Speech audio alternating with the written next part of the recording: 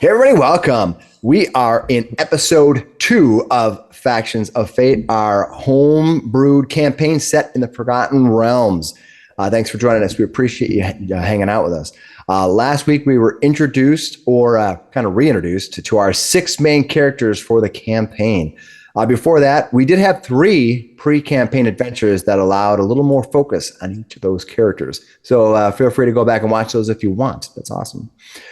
In case you're new, if you miss any part, I start each episode with a review and highlight of what's happened so far. However, each episode will have a link below where you can skip the review part and jump straight to the adventure. Some people like to watch a review and some people want to skip past it. That's totally cool. But before you jump, please like and subscribe. We appreciate that. Thanks a lot. YouTube, if you like and subscribe, they kind of tells everybody else, hey, this is at least good enough to share with more people. And a comment would be great too. Yeah. Send us a comment. We like to hear about what you think about what we are doing. So we appreciate that. Thanks. So let's do that review part. It's usually kind of a little bit of a story format. And I try to cover as much as I can about what happened in the previous episodes that are important. So let's get done. Previously, in the crossroads trading town of Triboar, amid the winding streets and vibrant community, the lives of several extraordinary individuals intertwine in a tapestry of adventure and mystery. Eckankar Dune, a valiant human paladin of Ilmater and a respected member of the Triboar 12, finds himself in a pivotal moment in his life as he awaits the arrival of his child with his beloved wife, Jorlins. Yet his past, including his involvement in the famed Lost Mine of Fendelver adventure, casts shadows of both triumph and failure over his present. More on that later. Eckankar's newest friend is Lear, a Furbolg druid from the High Forest, sent on a quest to investigate rumors of gathering giants. He and Eckankar had an early dawn conflict with goblins and elemental spiders in the recent past. More on that later. There's a theme for this. Returning from traveling the Sword Coast is Flander O'Donnell, a charismatic half-elf bard renowned for his epic tales. Flander's new traveling companion is Jaru Karagusian. Nice. Close enough. Yeah. That's what I'm calling you now. Change it on your driver's license. Sounds better in Elvish. Yeah. O'Donnell. A mysterious Shadarkai from the Shadowfell with an opinionated sentient sword, which we've not had a chance to meet yet in the episodes here. Yeah. Jaru has said little of his reason for being here. More on that later. On the other side of Triboar, Hemo Oakenheel, a moon elf who had traded the adventurer's life for the pursuit of swordplay, runs a school teaching that art. Despite Hemo's shared history with Eckankar, time and diverging paths have caused a rift in their once close bond. His school was once a former smithy, and its forge is used by newcomer Viodoluin. Nice. Zilna. Nice. It's almost like I've been practicing that. Nailed it. Yeah. But you can't do Caucasian. I don't think anybody can do that. Caucasian? Caucasian. Yeah, Caucasian. Not on the surface world. Okay. I'm going to edit that out before people get... Gesundheit. Yeah. Theo comes from Yartar and has said little about his past. More on that later. Stealing his lines. I didn't say it. That's 3. After a grand reunion, Flander, Eckankar, Lear, and Jaru were heading to town after Eckankar was called Boy, to the Lord town. Protector. What's going on? Go ahead. Let me try it again. After a grand reunion, Flander, Eckankar, Lear, and Jaru were headed to town after Eckankar was called to the Lord Protector to talk about that recent encounter in the woods. A few nights before, Lear and Eckankar were involved in some troubles in the nearby forest, and the Lord Protector wanted to question them, I should say. With an upcoming election and the rise in crime in Triboar, the incumbent Lord Protector wants any information she could get on potential problems. Meanwhile, Hemo was observing his friend and fellow teacher when the businessman Urlam arrived at the school with a representative of the Harpel family from Longsaddle. Yeah. It seems there is a lien on the property that Hemo turned into a school to the sum of just a few gold. Just 30. Just a bit. 30,000. A few A pit. thousand. 30,000. Hey, what's 30,000 amongst friends? Just write him a bunch of IOUs. It's fine. Yeah, It's good as money. That's Good as pretty, gold. That's Better than money. That's what brought him in that You particular. can post a bond. Yeah. Unaware of Hemo's situation, Eckankar and company headed toward the Lord Protector's tower, but witnessed flashing lights and two gargoyles on the roof of the Boar's Rest, home to the recluse wizard Hyruth. Eckankar went to investigate, but Hyruth never came to the door. Troubled by the presence of these gargoyles, Eckankar pledged to return once his business in town was concluded. Just north of the town center, directly in front of Eckankar's group, 4 humanoids teleported boom, boom, boom, boom, into the middle of the road. Suspiciously. Well, Yeah. technically 5. Yeah, well, Oh, technically, yeah. let's not jump ahead. Jumping ahead. There were 5. 3 of them were in various degrees serpentine, and the 4th, holding a glass oblate chalice with a blue sparkle within, Rude. sparkly, did their best to convince our heroes that they were merely lost. It was then that the gargoyles streaked across the sky to attack the new arrivals. The leader drew her hand crossbow to strike at the gargoyle, and the streets of Triboar fell into chaos. Yeah. What'd you guys do? Yeah, I don't know. Some of the arrivals Wasn't our immediately fault. some of the arrivals immediately became violent, while the others, calling out in a foreign language, backed away. A 5th arrival, there you go, that was probably invisible before, emerged to strike into Very Lear. violently. Yeah, he was, yeah. Poor Lear. In the end, though, She was pretty, though. yeah, the human was, she was pretty Bobby. Pretty. Very, Yeah. yeah, she's pretty. By orc standards. That's right. Hey, I'm not judging. In the end, the human with the oblate glowing chalice fell, and the rest, some wounded, fled into the streets of Triboar. You now have a choice to chase down these creatures or let them be on their way. Ooh. What do you want to do? All right, so here we are. We are looking at the group, the group immediately after they have faced off against these creatures, and you all have a choice. So, real quickly, you have basically the round here. Do you guys want to pursue them, or do you want to hold back? Do you want to maybe go to the pub and forget about this whole thing even happening? What's the idea? Yeah. No, go ahead. I'm going to pause. Okay. What about what the rest of you guys gonna do? Spotted Lion Lear looks down to Eckankar to see his intent and shakes his mane and licks his paw. He's going to regain some health points with the Nice. spell slot. All right. He's kind of nodding that he's ready to go if you want. Well, he can tell Yeah. you Yeah. with telepathy, yeah. like, hey, Telepathy. are we going? And Ek, Blood. very, very hurt, spits up some blood and does start giving chase. Eckankar taking off. The rest of you watching, I'm assuming you'll run around the water, or are you just gonna try to do? Or leap over it. Yeah, you can run through the water. Yeah, I think. So I'll scoop up Eckankar. Ooh, is he gonna be on your back? Scoop him up. Yep. Oh, That is awesome. Because I move really fast. That's cool. What about Flander? What does Flander want to do? Flander's sitting over there. He was hiding. Now he's not. What does Flander? Does Flander want to give chase with the rest of them, or does he want to stick with Jaru?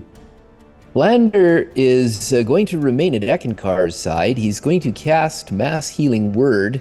Hey. All right, run over near him and cast Mass Healing Word. It's a 60-foot range, I believe. Just, All right. Where are we yeah, at? and so I can get our 2 very hurt people in there at least. Okay. Excellent. Okay, well, go ahead and cast your spell. Okay. Okay.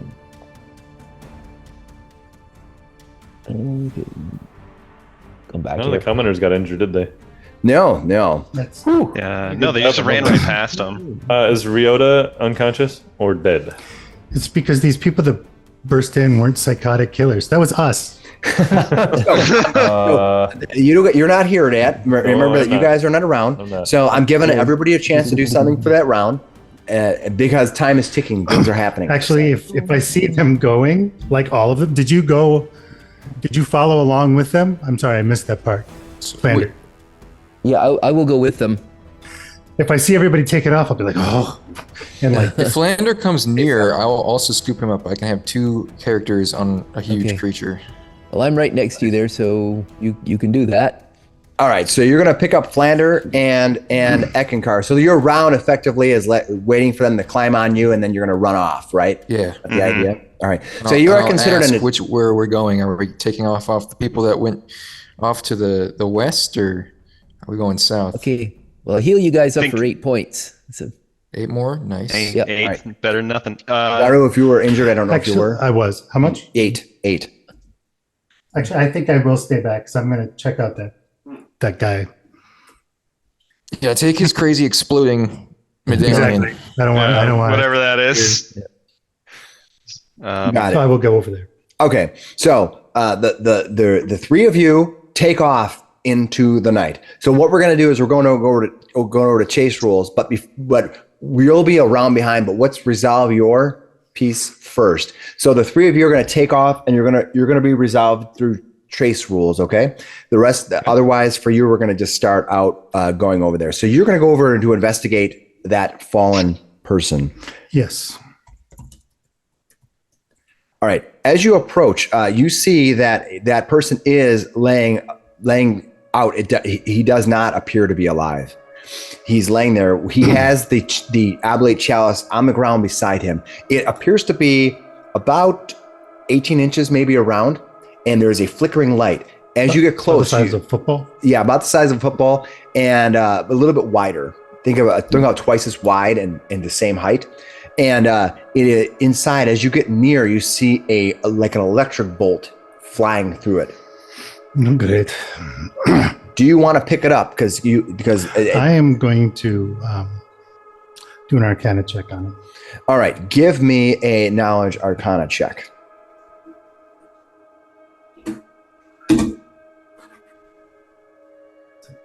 Serious? Mouse just died. Do you need a battery for your mouse? All right. All right, what did you get for your Cast Arcana? Revivify on his mouse. Oh, That's like Oh, critical success. That is awesome. What right. is it? Sherlock? All right, this appears to be some kind of evocation enhancing device. Now you haven't identified it per se because you have to sit with it. sure. But what you do know is that it does not need to be bound. It's akin to a wand. But what it will do is it will add 1 more damage die to the element that you're casting through. But the element that you're casting through, any elemental magic always becomes lightning damage. Always becomes so. If you cast a fireball lightning ball? through it, it becomes a lightning ball, right? Got Nice. it. That kind of stuff. Right? Whoa. That's really It cool. adds 1 more die, 1 more die of damage to it. All right. no wonder that guy was melting me. Pick that up. It's called lightning in a bottle. Cool. Very cool. So you pick that up, and it replaces and acts as a wand, basically. Okay, so the rest of you rushing through the streets. We'll just kind of take it in order here as we have the turn order tracker already set up for everybody, and we will start with Flander. Flander, first thing I need you to do is roll me a d20. roll you a d20. Yes, these I can do are that. chase rules. Flat What'd you roll. get? 2. You got a 2. Lower better. All right. So you are on the back of this. You are on the back of this horse. Of this Lion? lion. Don't you degrade him. Yes. You're on the back of this lion. Ahead of you, as they race through the streets, you can see the shadows of the 3 people that you have been chasing, darting down the road, ducking in and out of houses, trying to avoid what being detected.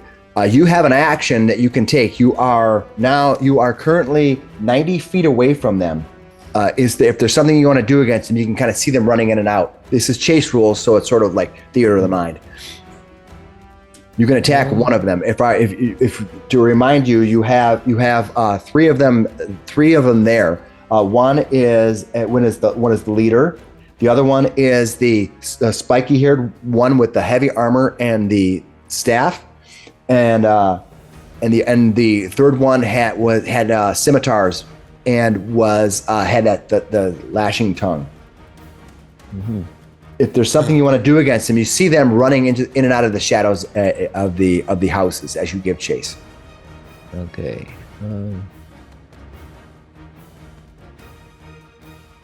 They are quite a distance ahead of you because you took a round. Okay. Let's see. Are they within 120 feet?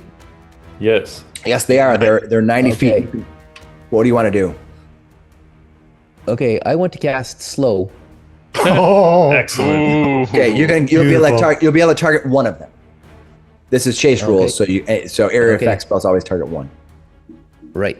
Okay, so I will target the leader of them, the lady there that Leader? The leader. sort of- the leader. Got Yeah. Mhm. All right. What is my savings throw that I need to make? Okay. I rolled pretty well. I rolled a 15. Let's see what Uh-huh. my there's- adjustments are. I just There's your posted this. Save spell. DC at the bottom 17. there. 17? 17. All right. She's going to make it. Okay. it's too bad. That is too bad. They're good. That was a good plan. Good chance. Yeah, it was a good plan. All right. That brings us to Eckankar. As you see, as Graham goes to cast the spell, you are also on the back with him. Mm-hmm. As you do so, he tugs on the mane of the lion. The lion, being a little disjoint, trips to the side. You are struck by one of the signs No. in the town. As you're running underneath them, you are struck by them. Give me a strength athletics check. Hammer always okay. builds his signs strong. Right. We can do this. That's Eckankar memorabilia. Oh, 17? 17. Sorry, Yeah. I was rolling. So Yeah. 17. Yeah. And when players roll accidentally advantage, it always is the one on the left. All right. So you roll the 17. You are lucky. You hit the sign and the sign breaks away. You see it Get the just shield shiver, up last second. and you see the people in the town all begin crying out. Yeah, They- there's they a start giant lion yelling. running through town. And Yeah. as they see the lion, people are running around. In the distance, you can hear horns being blasted. They probably recognize Eckankar. It probably looks like you're fighting this lion right now. Eckankar, roll me a Is it d20. Eckankar riding the lion? Yeah, exactly. The Not lion's fighting him. rampaging through He's- town. he's- They might not Try to do slow look down. valiant. 2 Roll seconds for- of roll for staring up at a valiance. giant. Yeah, can I How many roll for people are valiant? talking? How many people are talking? Sorry. I got a 12. Okay. All right. So you got a 12. All right. Lear, yeah, as you're chasing after the town, are you just going to give chase to them? I'm just gonna give chase. I'll double move to dash and all. All right. What is your movement rate? 60, so 120. I can get Nice. right up on him. Right. You're running up. Flander. You're running up on top of them. All right. Flander When they grabs the do, sign. He says, "A bit ostentatious, don't you think?" Earl. when they do, you have a choice. You can chase after. You can chase after the leader, the armored, spiked lizard, or you can chase after the third one, which is the swordsman with the sword and the flashy tongue. You have I'll three keep going choices after because the they're leader. breaking up. Staying on the leader. All right. Staying The other on the two. leader. The other two drift off into the dark. Got it. All right. That brings us to them. I'm gonna roll here. All right. You see the leader ducking and weaving inside it, literally running around the village and towns and sprinting throughout and double moving and running. All right. That you are +1 to that. Okay. All right. That brings us back to Jaru, who did your thing this round already. Mhm. Flander, you now see the leader in front of you The leader is double moving and heading out toward the eastern part of the town, running as fast as she can. What do you want to do? Don't know if there's much I can do. She's heading out of town. Yeah, she's heading to the western edge of town right now. Okay. Go west, young man. You're on top. You are on top of this speeding lion. This lion that's running through the city. People up in arms. Some of them screaming at the people that are running that you're running toward, but most of them screaming at the giant lion running through the. There's gonna be a hell of a lot of paperwork after this. All right, what are you gonna do? Is he still in spell range? Yeah, you're still in spell range if he wants to do something. You are just outside of 30 feet right now. Oh so my god, yeah. Okay, yeah. I'm going to cast Ray of Frost. go for it. Give me your attack roll.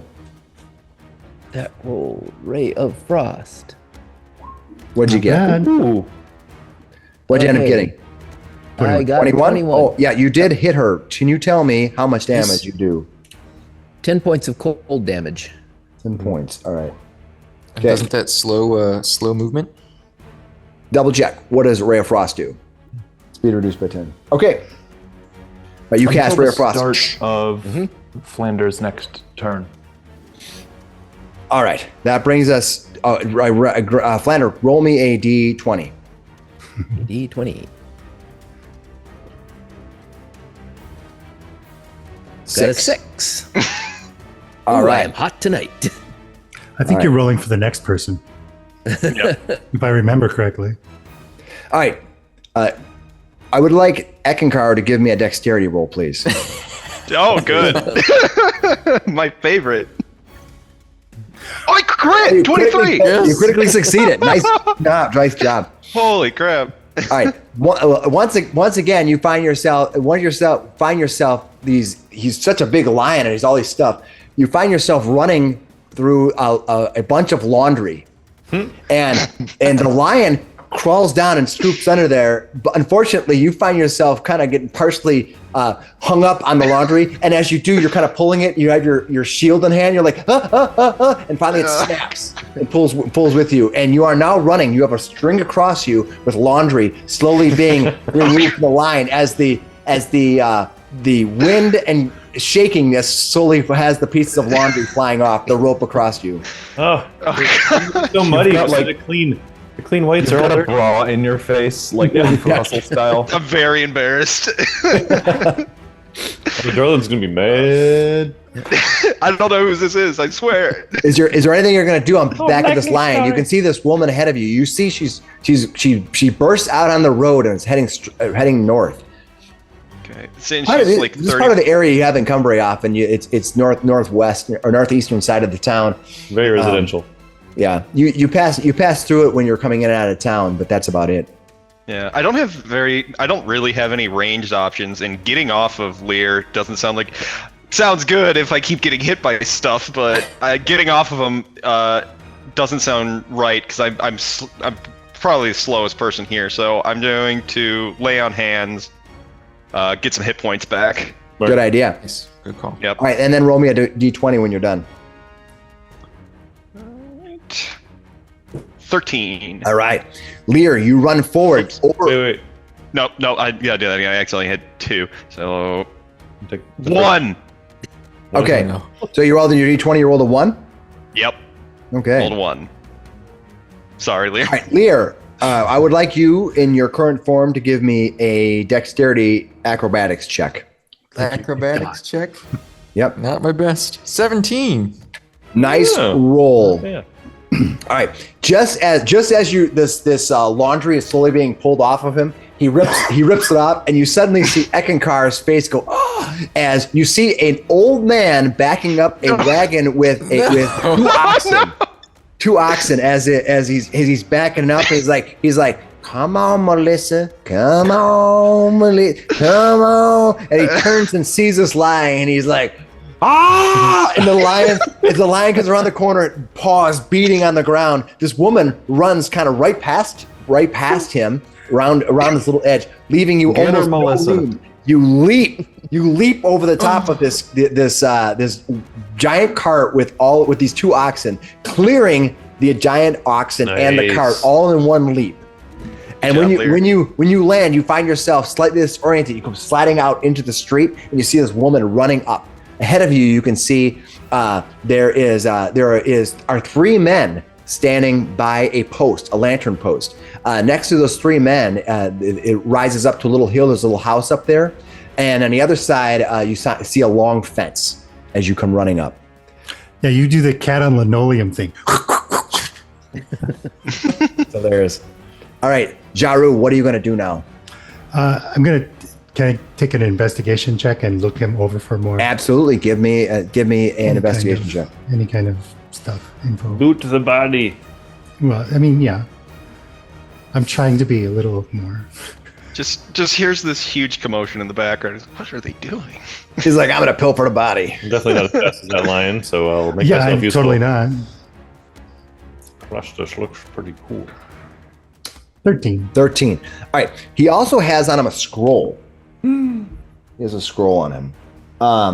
So you pull it off. You see some arcane ruins on it, written on there, and it seems to have. Give me an Arcana check. That'll be easiest. Yeah, that is pretty much my easiest roll. What'd you get?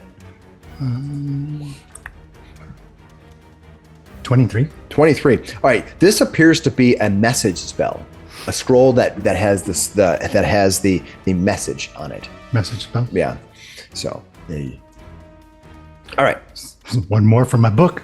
Nice. All right, are you going to give chase then, or what are you going to do? I think that's it. So you did that, and you're basically going to start walking. Which direction you're going to walk? You can go to the try and town. follow the lion. Okay, I thought It should be easy to spot the trail of destruction. Yeah, you hear the Claw marks. It's all going to take better forever than to that. work them out the roads. All right, so you're going to be effectively you're 2 rounds behind them. This is sort of meta gaming, or this is like a theater of mind kind of way. So I'm not measuring out inch by inch. All right, you'll be 2 rounds behind them. So we're gonna enter in a new zone, a new area on the map, and you'll come in 2 rounds. Okay. All right. As the lion spins out, running down the street, trampling forward, you see as you race through the town, breathing heavy against your adventuring attire. When I wrote this, you weren't a lion.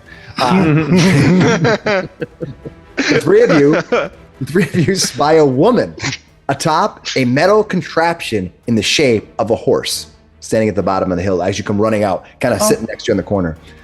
Though forged of steel, the thing seems to be as lithe as any horse, but its eyes glow a soft blue. The woman is almost beyond beautiful. This looks to be a human or elf, difficult to tell in the dark.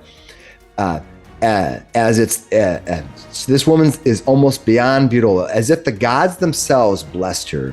She has her dirty blonde hair pulled back off her neck. A strange copper headpiece holds her hair in place above her brow.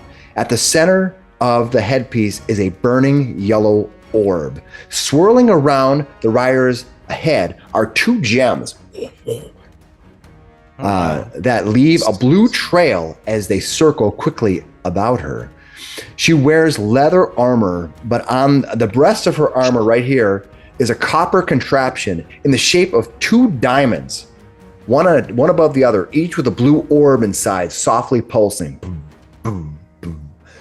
2 soldiers, much more common in looks, rest on common horses, one at each side of this woman.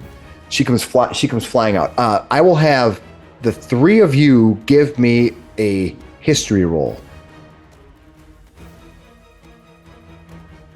History. Is this Sarah Connor showing up on a motorcycle? What? Exactly. Wait, would that be a future roll? Yeah. What'd you guys get? I got 9. a 14. 4. 14. All right. All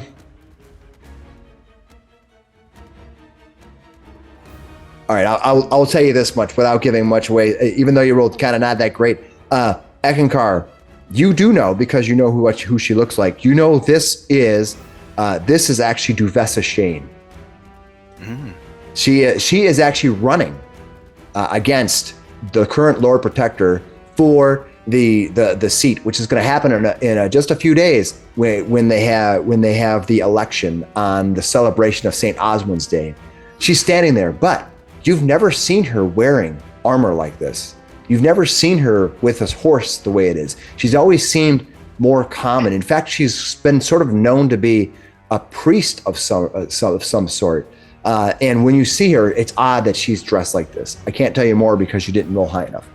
But you see her. She doesn't seem to be acting towards you. She just seems to be standing there as you come flying through the line. And you notice as you come through, she looks at you. She kind of just watches you pass almost without reaction. The rest of you running up the hill. That's kind of shocking. Yeah. Yeah. Interesting. Just trying to process. Yeah, she's just kind of like she's just kind of looking at you like, what? Like, you're not sure what her reaction is other than the fact that she's locked eyes with you, Ek.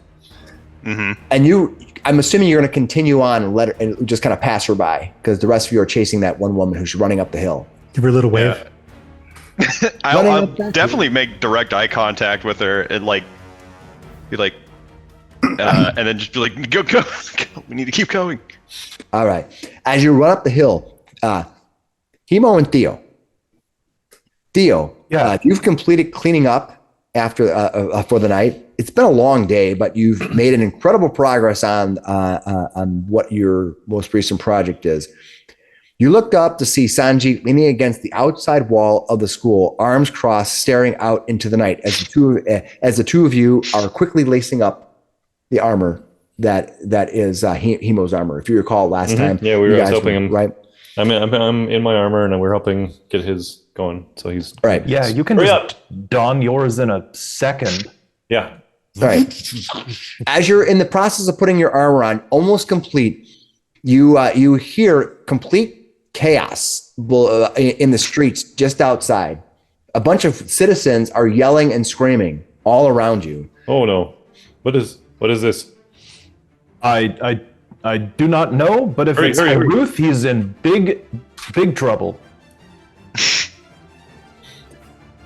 Suddenly you hear heavy, what you think might be oddly, weirdly sounding horse hoofs, galloping? but no, it's not galloping. Heavy, soft galloping. It could be coming our way. You're not sure what it is. You hear the trampling of something large, something bigger than you're expecting, coming running down from the south, down the long road. Then across the street, your friend Gelrin Fohammer begins moving quickly toward the road. As you do, 3 people who you've never seen before run out. You see Gelrin uses a cane to support his massive weight, almost skipping as he tries to overcome the leg that doesn't always work. You see him, he's just kind of like... He's running towards this melee? Yeah. As Gelrin reaches the edge of the road, these 3 people kind of run up toward between you exactly. You see Fohammer on one side and of the street, and you see Fohammer on one side of the street, and your shop is on the other side of the street. You're running up. You see Fohammer coming into view. Are you going to immediately do or say anything? So I see Fohammer. Do I see the thing making the weird horse hoof? No, noises? you hear it coming up. You see a woman running up the street. These 3 other humanoids you've never seen before kind of converge together as if they kind of all meet in and around. They're coming up the hill, and you see Fohammer just running as fast as he can on his towards them, right toward them. Right. Is he carrying a weapon? Nope. You see him carrying just his cane. His cane. Okay. I'll tell you what. Give me a history roll. Do you recognize those as you're rolling? Give me a history Sure. roll. Does it have to do with elves in this region? Okay. History roll. That's an 8. So there's nothing more I can tell you. With a +6. Do you recognize any of those? I don't know, but it looks like Fohammer does. We'll go ask him what's going on. All right. As you begin walking down the hill or running down the hill, I'm assuming. Running. Yeah, I'm walking towards Fohammer. Yeah. Trying to Keep on walking down. I'm trying to like scan the road. There seems to be a commotion going on. Yeah. As Galrin reaches the edge of the road, something you want to add? You're like fairly calm about this, and Theo's like, didn't we just see magical explosions in town? Maybe these people did it. Should we stop them and question them? Well, there's no sense if they don't seem to be fighting now. Maybe there's a chance we can just talk it out. Yes, we should definitely stop them to talk. All right. As Galrin reaches the edge of the road, the four people are kind of crossing his path. They don't seem to stop and look at him or anything. You see, they are suddenly cast in the light of the street lamp. So they're kind of coming into view. And the lowland evening mist swirls around as they run. You kind of see them because it's in the misty area. Galrin draws something glowing green from the satchel. He moves out of the road and holds it up to throw. What are you guys going to do? Anything? You going to say anything? Call anything? You're about 200 feet away from him right now. I yell halt. I say, Fohammer, don't do anything stupid, and I start running towards him. And as you say that, he does something stupid. Yay! He tosses the green the green orb. Galrin tosses the orb, and as it hits in front of the three, it explodes into an area of magical entanglement. Nice. Oh. The four people suddenly struggle to get through the entangled space. We will find out what happens. Let's bring the map up. All right. So this is going to be the map. As you can see, that area is exploding out where Fohammer has tossed out the area. Inside of the area, you see that three of these creatures are suddenly, boom, locked in. Nice. They will get a save on their turn. We're going to roll initiative here. Good throw, Fohammer. And Yeah, no kidding. Hemo and me are over by Sanjit. Hemo and you are over by Sanjit. You're going to get this round, and then we're going to bring people in every round. All right. So this is the pre-round before they arrive. What's all roll initiative, and we'll go through the process. Okay. So we quickly rolled initiative then, and with that we're going to decide what happens. So the first thing that happens is that Lazar gets a savings throw. They're each going to get their savings throw. Let's see what happens here. Okay. Lazar is not caught in the She's a bad boss bitch. Yeah, isn't she? she's a bad boss bitch. Yeah. You gotta have a good, Yeah. gotta have a good one of those in every encounter. She jumps out. She moves out 10 feet from that, and I'll zoom the map in just a little bit.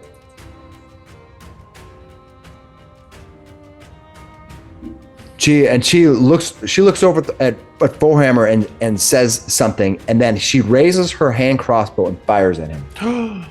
No. You didn't. She's going to strike into him. He has to make a save. All right, what happens to him? Damn it, Fohammer. I hope it's more of a. Oh, okay. He gets hit. He's just going to take damage. That's okay. All right. I hope Fohammer, it was nice to meet you. Fohammer has taken some damage. Have met. That brings us to Hemo. Hemo, you are up the hill. What are you going to do other than fetching a pail of water? Let's see here. I'm 100 feet away. I could.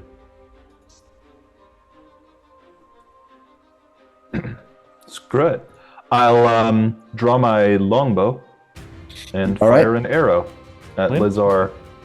Go for it. We believe you have 2 arrows you can fire. Yeah, let me just check my range here real quick. I'm sure it's 150 feet if it's a longbow. Yeah. Yeah, it is the longbow.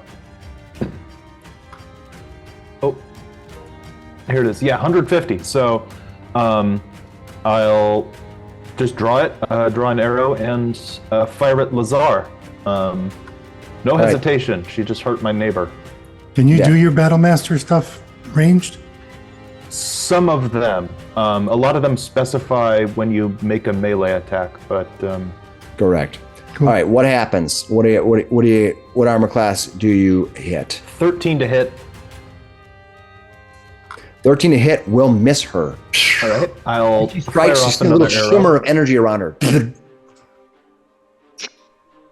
What's your second attack? 19 to hit. That will hit. How much damage do you do? 12 points of piercing damage. Strikes into her. You She's gonna take that damage, and she's not gonna be pleased about it. Do not strike my neighbor. Not by my school. All right. All right, that is okay. He is free.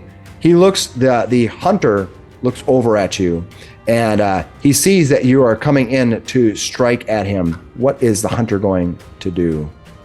All right. So that creature, he looks and sees you, Hemo, running up at him, and he decides he's not going to be able to do much against you right now. Is he the one with the scimitars? No, he is this one right here. This one who is right here. He instead is going to run. He moves out of his place 5, 10, 15, 20, 25, 30. He moves to here, and he is going to launch. He's launched 2 spears at Foehammer. No. The first one is going to strike Hey. into him. You see, he goes. Retreat, you stupid old man. Here, you come running in. You'll be in next round. Yes. Yeah. All right, so fifth of Seth now is going to go, and he's going to take his step out of here. And when he does, he runs forward with a spear. Dwarf on a spit. Oh god. This Takes poor 2 guy. attacks, and when he does, you see Foehammer drop. No. Slumping over. Then he takes his movement to here. All right, that brings us to Theo. Theo, you are up the hill. What are you going to do? I'm gonna run towards them. You are the pail of water. Yeah. And my speed's 30. So I'm going to, I'm running towards them and yelling like, hey, I just met him, but he was very nice. You were supposed to stop. 10, 20, 30. And then he's going to, let's see here. We're going to do a firebolt. He spins up a little contraption in his gauntlet. Which one are you going to attack? Firebolt. At you know what? I'm gonna just do it at the one that took him down, the fifth guy. Fifth of Seth. All yeah, right. he was the first. He was All right. the one that just. How knocked far him can down. you shoot a firebolt? 120 feet. Nice. Boom. He's going to get cover, though. He's going to be at -2 to his. Is he because he's back further? Yeah, well, you see Lazar and the Flesh Hunter between him. Fair. So, Well, I accidentally did it, but my first roll is a 23. that will hit regardless. Excellent. 10 points of fire damage. As average as it could be. I rolled a 1 and a 9. Almost. Almost, yeah. That's perfectly All average. right. You hit the fifth of Seth. All right. If you heal him and bring him back up right now, we can discuss this. Well, that's very nice. Very kind of you. Mighty kind of you. The time for discussion is over. Well, he lives here. I just got here. You may have to use his rules. Okay. That is Theo and Jaru. You are coming up behind them in two rounds. Eckankar coming up behind him in the here now. So round is refreshing. Lazar looks back at you and as you come running down the hill, Theo, and she cocks her head at you and she yells out, "Why does everyone insist on interfering in this town?" That's it. Interfering in what? She's just really upset. She's just really upset that anybody's doing this. She looks over at you, and she is going to. Pastor interfering in what? That's right.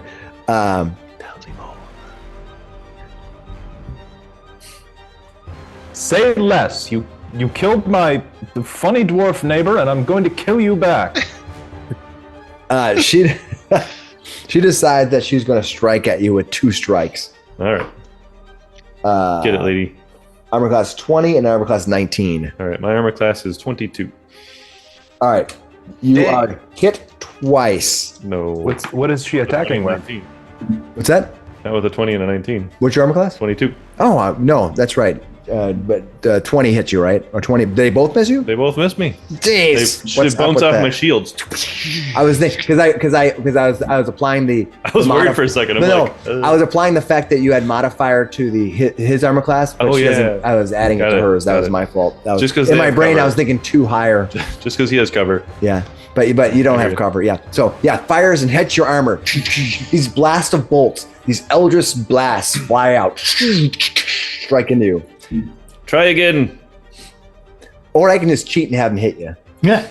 That's fair. All right, you try again, Alan. I know you can do whatever you want. All right. She, Lazar, needs to try better. Lear, from the bottom of the map, as you guys are all down there, you appear. You begin your round here. What do you want to do? I will, with the 2 still on my back, I'll charge forward. Double move here. Let me just make sure. Wait, Hemo. What is this shit? They've got a lion too? Yeah, I'll charge forward up to here. I won't be able to attack. You're huge, right? Yeah, I'm huge. Oh, I have a Nice. 10-foot reach, but I got double move anyway. But yeah, There are too So, many of them. We won't be able to survive you two will this. be up here, and I'll use my bonus action to do another heal of 3d6. God, that's a huge cat. Is that d8s. Flander? You see Flander on the back, Eckankar, who we've not seen in a while, on top of this lion. Where they got the lion, you have no idea. You'll never know. What Who is this lion? in all of the hells 15 points back. has happened here? All right. So all we need now is a tiger and a bear, and we're good to go. Flander, the bard? I've heard of this man. All right. Trying to keep everyone in the scene here is difficult, but I'm doing my best. That brings us to Hemo. You are way off, just off the map. What do you want to do? Can I use my fate boon? What does your fate boon do? It is named Coralon's Cunning. I can, as a bonus action, denounce an injustice. Yep. And get the effects of expeditious retreat. And well, under Coralon's Cunning, the first crit I make each round does maximum damage. Yes. Nice. We'll get there if I get lucky, but All right. Go for it. Hemo sees Fifith chuck a spear into Foehammer and goes, "You monster! That man must have been was a horrible merchant, but he was an artist. You will pay for taking him and his skill from this world." And I'm You going cast it. to just sprint. Is that a bonus action? It is a bonus action. Yeah, Okay. as an action, I just drop the longbow at my feet. I will. That's not an action. That's free. Yeah. Yeah, I'll just drop that. I will draw my sword, and I will start to charge down the hill 5 feet. You are an expeditious retreat. Remember. 30 will get me there. Expeditious retreat will get me another sprint, another dash, essentially, another 30 feet, and then I'll take my action for another dash. Nice. Nice. Hemo goes sprinting like the wind. The Eckankar and Flander. You Turn see and your face me, friend. snake! You see your friend Hemo just running as fast, and you've seen him in expeditious retreat before, but now in his new, you see him just running, just Roadrunner. super fast, running toward the rest of you. Meep, meep. And you've not see seen the, Hemo in a while. You've not seen Hemo for a while. He was a friend of yours who at one time traveled with you, had journeyed with you into the lost mine of Fendelver, but you hadn't really spoke with him in a long time. That's true. And life just gets in the way sometimes. When you see him running on the hill, just beaten into the ground. All right, when that happens, the flesh hunter, his turn is now. All right. What is he going to do? He is going to. Which one of you has the swords?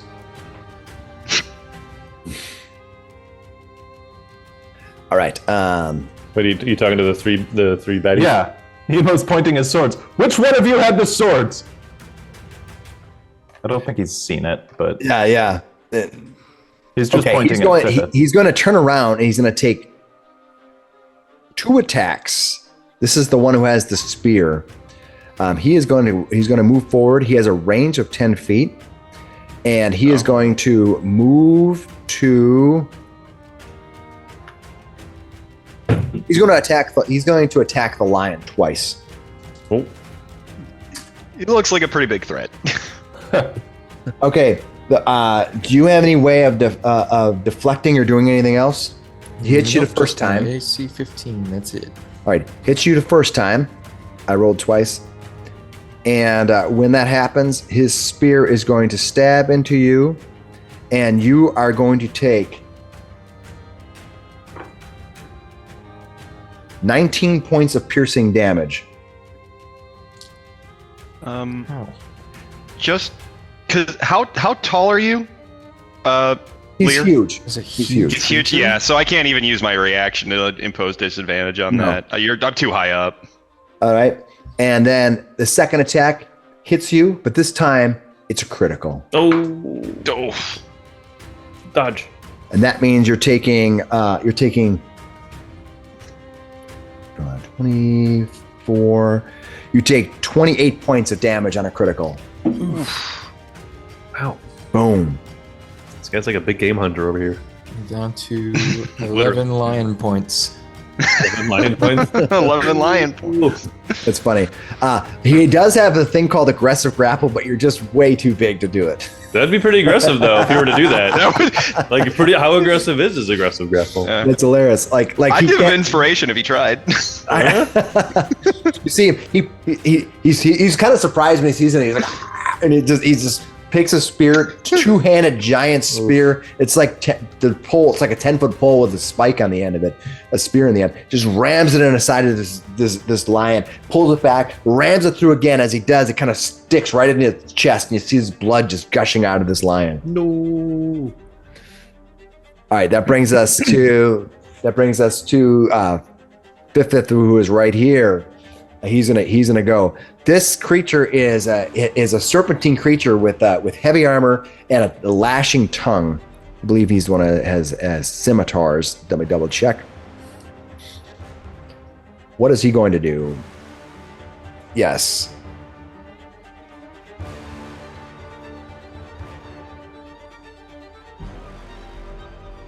He's casting a spell. Yeah.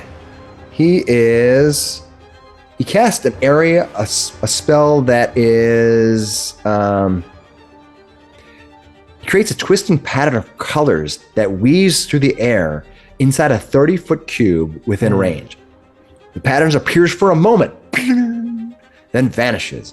Each creature within the area, which will be the 3 of you, the lion and the 2 and Flander and Eckankar, each of you see the pattern and must make a wisdom saving throw.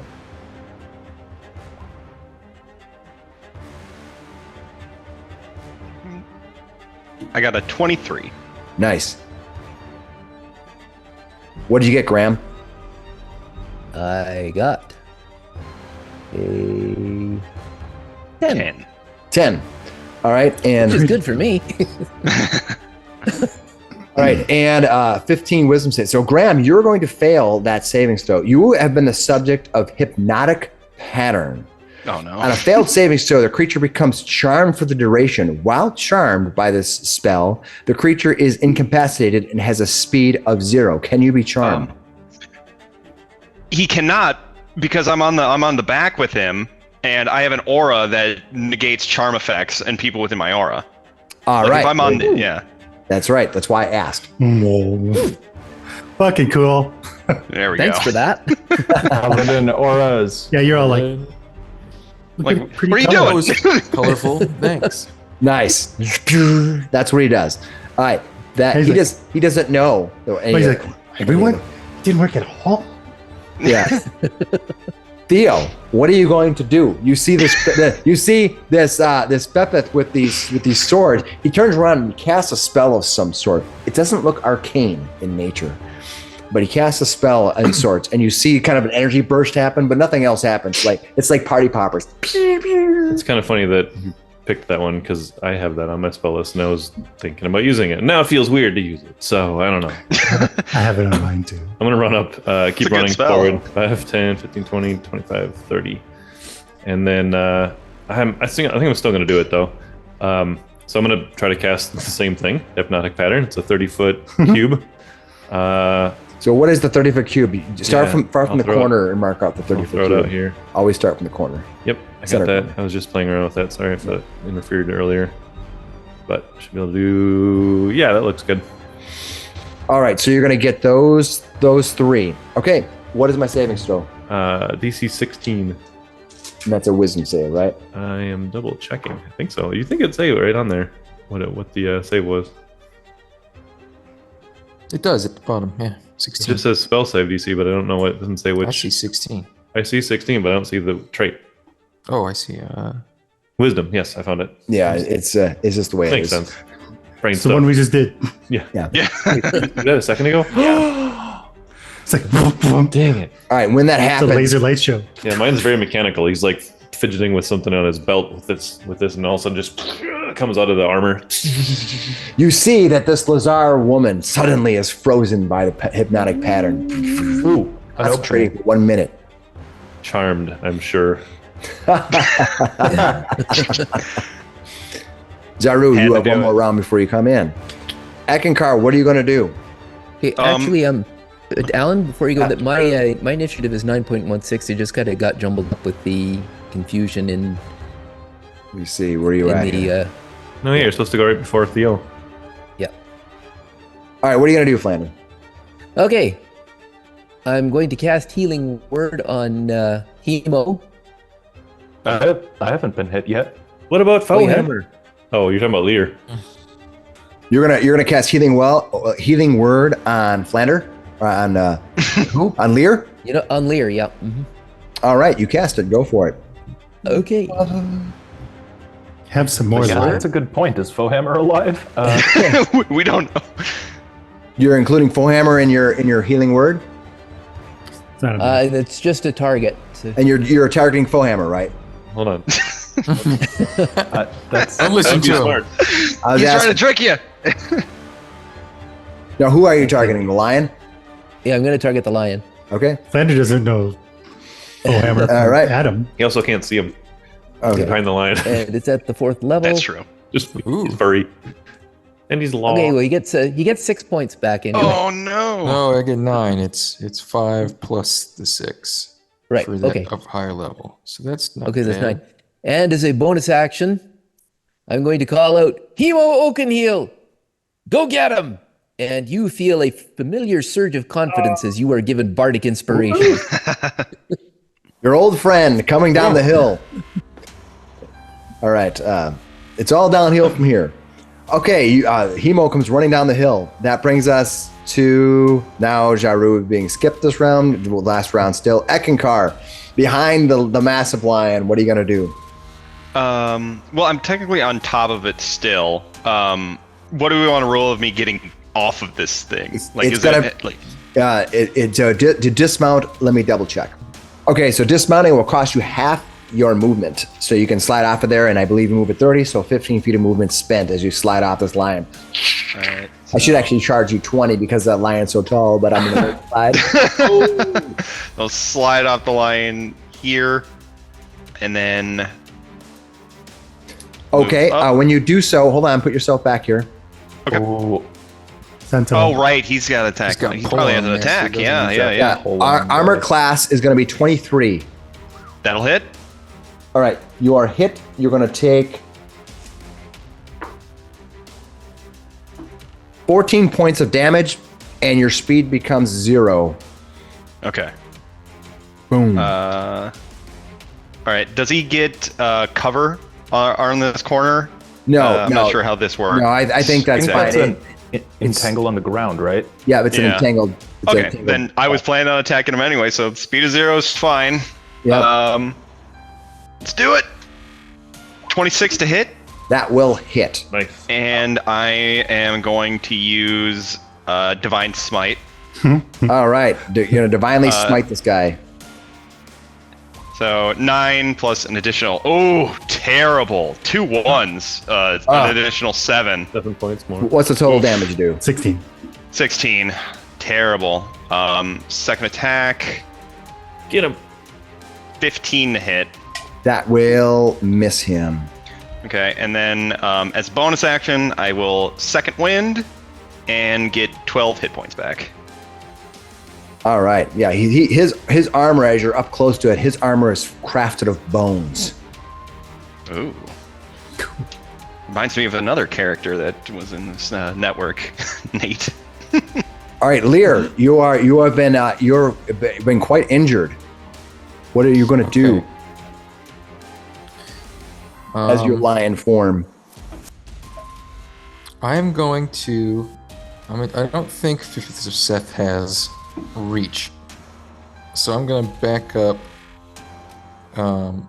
20 feet. All And I'm right. going to charge him again. Okay, you back up. You gonna pounce? Which one are you I'm going to? gonna You do- attacking Fepith?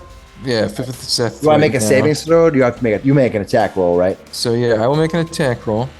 17 against Fepith. Let me double check that. I believe that hit. I will confirm. Against Fepith, his armor class is 17. Nice. Beats it. So he'll take 14 points of piercing damage. Nice. He's got to make a 16 DC strength saving throw or be knocked prone. 16? Dang, dude. He's going to be knocked prone. Okay, now that he is prone, Rend can make a bonus action attack. So I'll do it again. Oh my It's a god. bonus action. Nice. 25 to hit. That will hit. 16 more piercing damage. Nice. Oh my round. god. Nice round. As he sits on the ground, he's like, boom, boom. See this giant lion just raking his claws, his back claws on it as it's down. I just got him on the ground, just playing with it like a mouse. Yeah. Or a lizard. I know when my cat catches something, they'll grab it and then their back legs come up and Little money kicks. Yeah, with claws. the murder kicks. My arms have been very lacerated. Yeah, they hurt. Yes. All right, Lazir's nothing's happening to her. Hemo, what are you going to do? Was Fifth the one who took down Fohammer? I recall, I believe it was this person here who used a spear. Spear ran him through with a spear. Yeah. All right. Yep. Then I'm going to draw my second sword, Chink. rush forward, and begin attacking. Actually, yeah, let's go ahead and use a fainting attack with my bonus action. All right. So I'll burn a superiority die to You get get triple advantage, which, yeah. So let's attack at advantage with the fainting attack. Main Come on. hand. It's going to What'd you do 16 to hit. A 16? Yeah. Not. Wait, Okay. Don't you have triple Armor class advantage? 16 is going to Oh, miss. wait. Yeah, I have Elven accuracy, so I'm going to re-roll the Try. Come on. 13 Come on, give me a big number. Big number here. on the die. I got a +5 to hit, so this would end up, yeah, Also 16 on the 6. die. No, not +5. Oh, I it's got on the die. yeah, I got a +10 to my attacks. So that'll be Yes, in the- 26. All you need to do is do another attack without advantage. In this. Yeah, all right. That We'll makes do that next time. All right, but you did hit him. Go ahead. And didn't Coralon's Cunning say that first crit every turn does max damage? Yep. Did you crit him? No. No, I didn't. Never mind. Yeah. That's not yet. Okay. How much damage do you do? You run up your 17. sword. How much damage was it?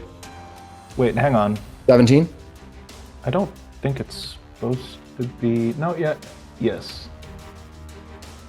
Yeah, 17 damage. All right. Is that right? Did that roll crit? What did you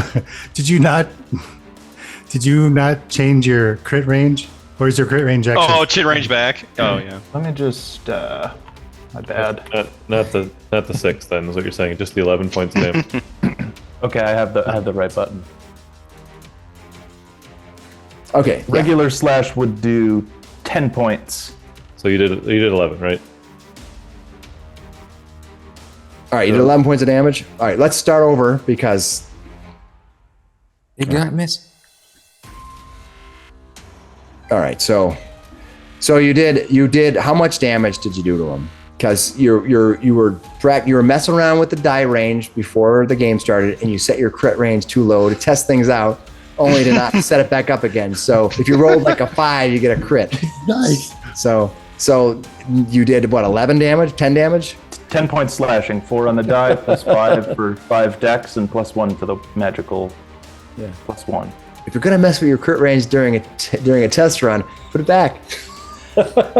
No, it's fine. All right, I got your damage. Good job. Okay, that brings us to them. All right, the flesh hunter, surrounded on all sides, sees you rushing in. What is he going to do?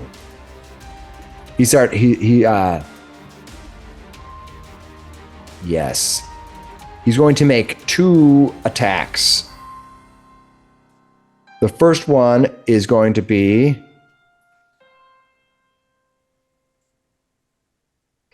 He's going to make a grapple attempt.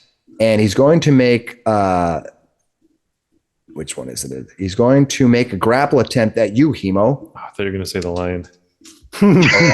Should have been. Great. What'd you get for your defense? So give me an athletics check. Come on, roll well. I'll use an acrobatics for an escape throw. 13. That's a good roll, but not good enough. He grapples you, and when he does so, he gets a bonus thing called an aggressive grapple. Oh no. The grapple succeeds. Okay, if it succeeds, he spends now his bonus action as part of this. So he grappled you. He spends his bonus action, and he gets to make an attack on you. That's going to miss. So nothing else happens. He tried to dry hump you with those spikes on his head. All right, but he's grappling you, but nothing else happened. And then he's going to try to knock you prone. So he kind of grappled you, and now he's going to try to shove you. Give me another contest. So aggressive. That's a 25 acrobatics. And it's not. So he's no longer grappling you, and he pushed you, but he couldn't knock you down. So you're basically free for the round. All right, that brings us to death of Seth. All right, he's going to... What is he going to do? He's on the ground, that's for sure. Yeah, he Yeah. is. Yes, he is. Do you have him in a Doc is- grapple as well? No. No. No, he did. He just did a pouncing Okay. attack. Yeah. Yeah. I'm going to see what else he can do. Bleed. All right. This one here. You see, he is going to stand up, and then how badly do you look, Lear? Are you pretty damaged? Yeah, I think you're pretty damaged. He's going to try to finish you off. That's what he's going to try to do. These NPCs are pretty smart. Yeah, Makes they're sense. they're going to hit you with. I would like to What- cast my Fate Boon. You're going to use your Fate Boon? All right, what does your Fate Boon give you? So, LaRue's Blessing, it's basically a shield spell. The moonlight surrounds the lion. Now Nice. my AC is 20. All right, so the first one hits armor class 14, but your shield spell now stops you. The second one hits armor Magic class... lion. Ah, crap. The second one actually hits armor class 20. So it did stop you from getting hit once. I'll use my reaction to impose disadvantage. All right, let me roll disadvantage. Oh, and then I rolled hit armor class 19 after the second time. There we go. So with disadvantage, he takes the worst of that roll. Nice, Shield worked with the disadvantage. nice Perfect. job. All right, that brings us to Flander. Flander, what are you gonna do? Flander is going to leap off the lion. Get Leap to as this lions. point. Actually, can't really get there without You want to get provoking an attack of Yeah, this one opportunity. thing was half- I already Can ate that attack of opportunity, I think. Oh, okay. Well, then I'm going to land here and take a stab at this guy with my longsword. Yes, I don't think he's attacked anybody with an attack of opportunity yet. Oh no, that was last round. Yeah. So he's gonna take it on you, Flander. He's going to miss you though. Why does he get an Okay, attack of opportunity? Is it Sentinel? He's sentinel. So anytime you come within 10 Yep, feet yep. of him, yeah. Okay. All right, good. What are you gonna do? Longsword 24. Ooh, a crit. Red. All right. There we Oh, go. wait. Your range might be also different. It's Did- 16. You rolled a 16, so your range was also set up differently. But you No. guys, 24 you're is all a hit. cheating on me. That's fine. Just So Just so 5 points. you did 5 points Yeah, in. just 5. Okay, and sneak attack damage because I'm flanking. All right. there you And go. it's another 4 more. points. So total of 9. Nice. There you Total go. of 9. Yep. Good hit. Nice job. Boom. All right, that brings us to Theo. Theo, what are you gonna do? I'm We're gonna, not even you're on fine. the map. You're so far away. yeah, from I'm gonna keep everybody. moving in. So hold on. 5, 10, 15, 20, 25, 30. And I'm gonna fire some more firebolts at Fifth over there. All right. Because he was first one that I saw do some major attack. Does 19 hit? 19 does hit. Excellent. 10 more points of fire damage on. Oh yes. Boom. And he'll use his bonus action to bring up his defensive shield on his armor. He gets temporary hit points as part of that. Nice. So if he gets hit, maybe those. All right, Jaru. I think this is the round you come in. Yep. You start at the bottom of the map. What are you So, going to do? Moving 30 feet. And I'm going to cast Tasha's Mind Whip. And I'm going to cast that at 4th level so I can affect all 3 of them. And they need to make a DC 16 intelligence check. Okay. There's only the 2 of them are there. One of them is unconscious. So Which one's unconscious? she is. She's Bizarre. she's under her hypnotic pattern. Yeah, she's charmed. Yeah, she's in shadow. So why can't I hit her? She can take damage. And Oh yeah, you. Oh, I thought you. What are you doing? You're just doing damage. Is that what it does? Tasha's Mind Whip. Okay. It's on Okay. a failed save. They take 3d6 psychic, or half of that if they save. Okay, fair enough. And can't reaction. All right, all right. Fifth is going to fail. The other 2 are going to pass. You said a 16 intelligence check, right? All right, she's going to no longer be under that spell. Yeah, I think that cleared it from her. So now Snapped her out of it. I was sort of saying she's under the spell, but he decided he really wanted to do damage, and that's fine. Okay. All right. So how much damage do you do? 9 total. Is that and then half if they make it? Yep. Okay. So And he then failed. if they fail, He's the going next- to fail. They can't take any reactions. Okay. And until the end of its next turn, moreover, on its next turn, it must choose whether it gets a move, an action, or a bonus action. It's basically slowed It for only that. gets one of yeah, the it three. gets slowed for that round. Yeah. Nice. All right. Cool. Nice. Spell. That's a good spell. I'll mark him to kind of remind us that he has something going on. I'll put a little red marker so yell at me when I get to that point. Okay. All right. Eckankar, what are you gonna do? Yeah, let's get into the Flesh Hunter. Once again, smacking away. 21 to hit.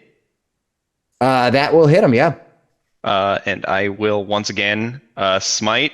Nice. 7 points and an additional 17. Oh, rolled super well on that one. Nice. That's a good roll. That's a a good good roll. smite. 17 points of spite. So that's 24. Mhm. Nice. Yeah. So another 24. Oh and yeah, then- you crushed him. He's like, All right, and then second attack. Ooh, a crit! Oh, That's a real 20 crit that time, too. That's All a right. real 20. Oh man. Okay. So that is 22 22. more points of damage. Jeez. 22. All right. Big ol' hits. Nice job. Are you Smite the sure that crit. yours isn't set up to be Yeah, like I checked. 4 or I 5? checked. I checked. Or I'm Yeah. Real 20. Real nat 20 over there. All right. Yep. Okay. Good job. Eckankar coming through. Lear, what are you going to do? Lear will Finally. once again disengage, run 20 feet away, and come back over and this spot this time and smack bit of Seth. Standing All right right. over Foehammer protectively. All right. 21 to hit. Yeah. That will hit. Make your strength saving throw and take 20 piercing damage. Oh my god. Oh my God. What's my saving throw? My strength save? 16. All right. Yeah, he's going to make it though. Sorry. He makes it this time. That's okay. I'll use my bonus action to regain some hit points. All right. I'll burn a 4th level slot for it. Get All right. 40. Lazar coming to, no longer being underneath the subject of that spell. You might not. Well, no, I don't know. Oh my god, you gained so much hit points back. Nice. She moves to here. This is what's annoying about I Moon need Pirates is the- Hemo, Flander, and Eckankar to give me a savings throw. Oh, What kind? I gotta tell you in a second when I look at the spell. What's your aura give? Don't you get a bonus from being I around do deck? you get to add a +4 to these if you're in 10 feet of me. Give me a Constitution So- savings throw. Yep, both of you get to add a +4. nice. Constitution +4? Oh boy. Yep. Oh, 19 total. I got a I get a- 14. I get a 12. All right, Hemo, you're gonna pass. Then that means Eckankar and Flander are gonna fail. You are both moved back 10 feet. Hemo, you are not. You're the one that didn't want to. Definitely didn't want to. That would have been. Yeah, they're Yeah. both launched back 10 feet, and you're going to take damage. You're each going to take, Was this thunderous? Was it loud? yeah, it was boom. What about Uluru? You're each going to take, not affected. You're each going nice. to take 9 points of thunder damage. Boom. Okay. All right. She kind of Do I stands take up. half? She puts her fist down like this. She just, boom. And you'll take half for making your save. Boom. Okay. Is that 4? Yeah. Yeah, it's total of 9 points of thunder damage. Boom! Goes off and throws the two of you back.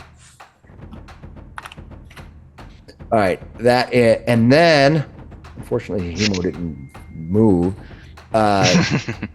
She is going to move to here, giving Okay. Uluru the Flesh Hunter flanking. I believe you, Hemo. You can kill him. Come on, Hemo, what are you gonna do? I strike at Uluru again. All right, make your best shot. What'd you get?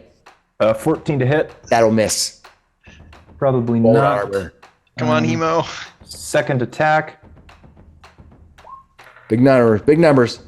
Come on. Second No. attack is a 16. No, his armor class is one Not better quite. than that. Well, I've got a bonus action attack with my offhand weapon. Come on, A 15. Not Striking gonna- against his No, armor. Hemo. Wait, don't you have Bardic?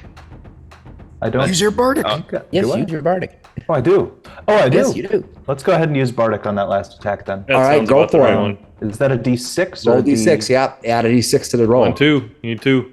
2? 17 There you hit go. with the Yeah, you hit him. offhand Oh. scimitar. You did hit him. 8 How much points. damage do you do with your 8 offhand? points of slashing. How much? 8? And yeah. It's not bad. All right, slashed him.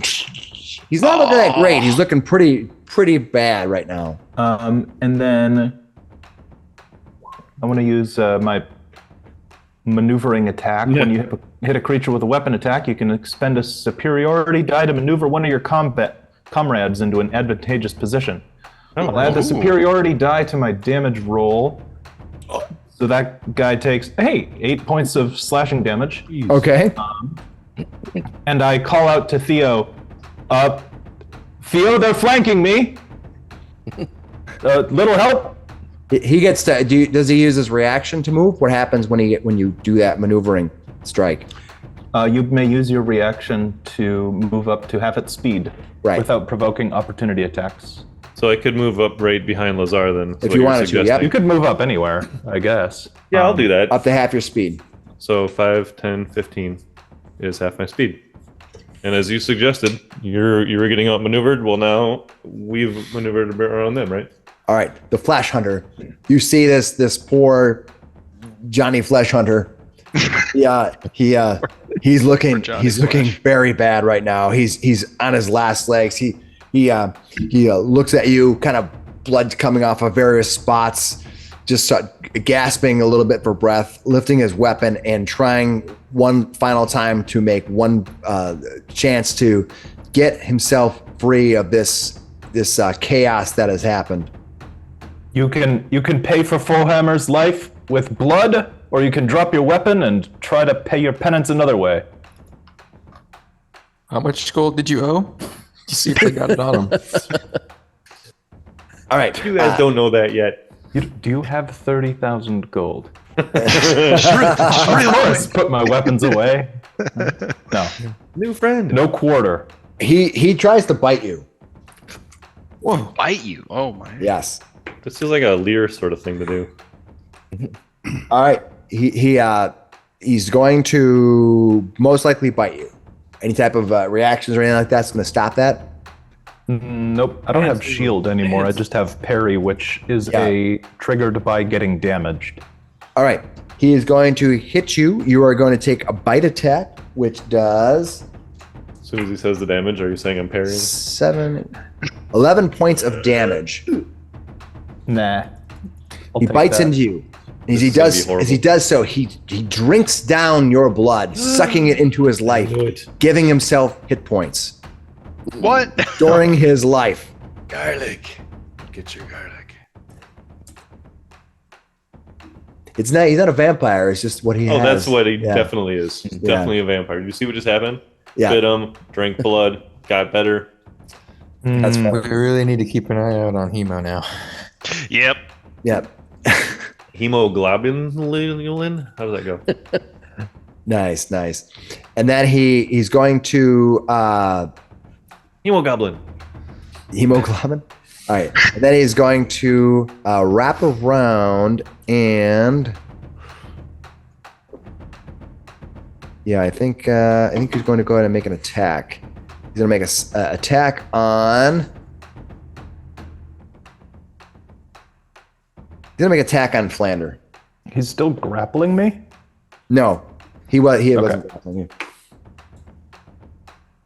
Flander, what's your armor class? Is this 15. all right? You're going to be hit, struck by the spear. It's going to do 19 points of piercing damage. Oof. Did he throw it? Nope, he has reach. Yeah. All right, that is Yeah, Luro. I thought it was fifth. Sorry. fifth is, and I believe what's the red marker for fifth mean? Oh, he is slow. The mind whip thing. Yeah, so he can move or attack or do something else, right? Tasha's mind whip. Yeah, nice. So that is limits his ability to do anything, and that's okay. So he is going to. All right. I believe, Mike, that you are within 60 feet, right? But he's going to do it against Flander. Yeah, no, Theo. Theo, you get a savings throw. I was going after him a lot. Give me a savings throw, and you give me a wisdom save, please. Not his strong suit. You within 10 feet of Eckankar at 4. He's double that. No. Nope. All right, wisdom save coming right up. Oh, 7. good. pretty good. Oh, it's 17. Raw 17 even. Nice. Doesn't get a bonus on that one. I will double check because I think you still made it. Let me double check on that. You did make it. Nice roll. All right. You tried to cast a spell at you with no effect. All right. Save us up. Cast Theo a just spell. points at him. Savers suck. All right. Flander, it is your turn. If Flander is going to move over to here and take a shot at the flesh eater with his hand crossbow. All right. Go for it. What did you get? I got 24. 24. Nice. Hey. Nice. Yep. For All 10 right. points of piercing damage. 10 points of piercing damage. Nice. Yeah. Strikes into him. And he's got to make that. He's got to make a saving throw. A DC right. 11. Oh, Constitution. I rolled a natural 20. He made it. Sorry. And he's not poisoned. That's okay. That's the bow, the hand crossbow that you got in the hold, right? Right. Yes. Yep. Yes. That is Theo's turn. What are you gonna do, Theo? All right. Well, I got into an advantageous position for Lazar here. Yes, you did. You know what? Why not? So we've got shocking. You can fight up close, right, Theo? Absolutely. He's got shocking grasp. He's basically just like turns a little thing on the back of his gauntlet and reaches out as his crackling electricity is coming off of the front of his gauntlet towards her, and he critically hits her. Holy Oh, that's gonna be rough. Collector. Wow. Holy fuck. For 12 plus, it's 12 plus 16 points of damage for a total of 28 points of electricity. She just Sizzling body. and she Oh, you took her down. Nice. And then he basically is just going to walk past her 5, 10, 15, 20, up to fifth. As he's still got crackling electricity coming out of his gauntlet. He's like pointing at him next. All right, Jaru. far down to the south here. Theo, so menacing. What are you gonna do? All right. Come on. He's gonna move to there, and we're gonna do. Who just sucked blood? Is that Uluru. Fifisipa? No, that's this one right here. Uluru. Going to cast Chill Touch. All right. Chill out, bro. All right. Do I get a saving throw on that? No, it's an attack. Okay, make your attack roll. What did you get? 17. That will hit. Yeah. Only 5 points of damage, but he can't heal. He won't heal much anymore because he went down. Hey, there you go. There we go. Eckankar, what are you gonna do? Mr. McBitey over there. I will move up to here into flanking, which is a +2 if I remember right. Yes, and plus that- 2 for flanking in our game. Yes, correct. All right. So I will attack. So 22 to hit. That will hit. How much damage do you do? I do 10 points of damage. You're not gonna smite? Not yet. I'm gonna see if this takes him out. If need What be, else you I gotta will do on the there? second one. No, he's still up. I suppose you got 2 attacks. All right. Second attack. Oh, a nat one. Now Smite one. on that. So you don't get the attack. Oh, You have can't inspiration? smite on a nat one. Can you get a plus 20 inspiration, someone? Yeah, anybody, please. Lear? Silvery barbs or whatever that one. It's only karma. For You all. need to be like a rogue with True, those. I've been beginning of rolling this really round, well. I'm going to tell you at the All right. beginning of this round, what you see down to the south, I got to go to the right layer.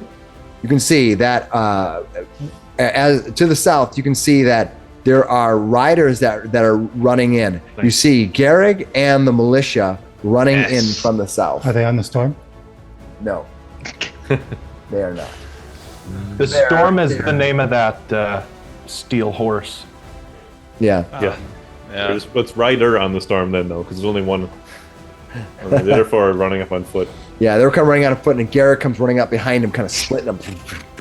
The horse's name is the Storm. Just The so storm, yeah. You know. Yeah. It's gotta I be right. might. I'll. as Coincidentally, I just- actually, the middle name is the. Horse. The Storm. Yeah. Right around just it. be like, we should try to take this one alive. Okay, Lear, what are you gonna do? All right. Is Fifith still on the ground, or did it get back up again? He's standing. Standing. Okay.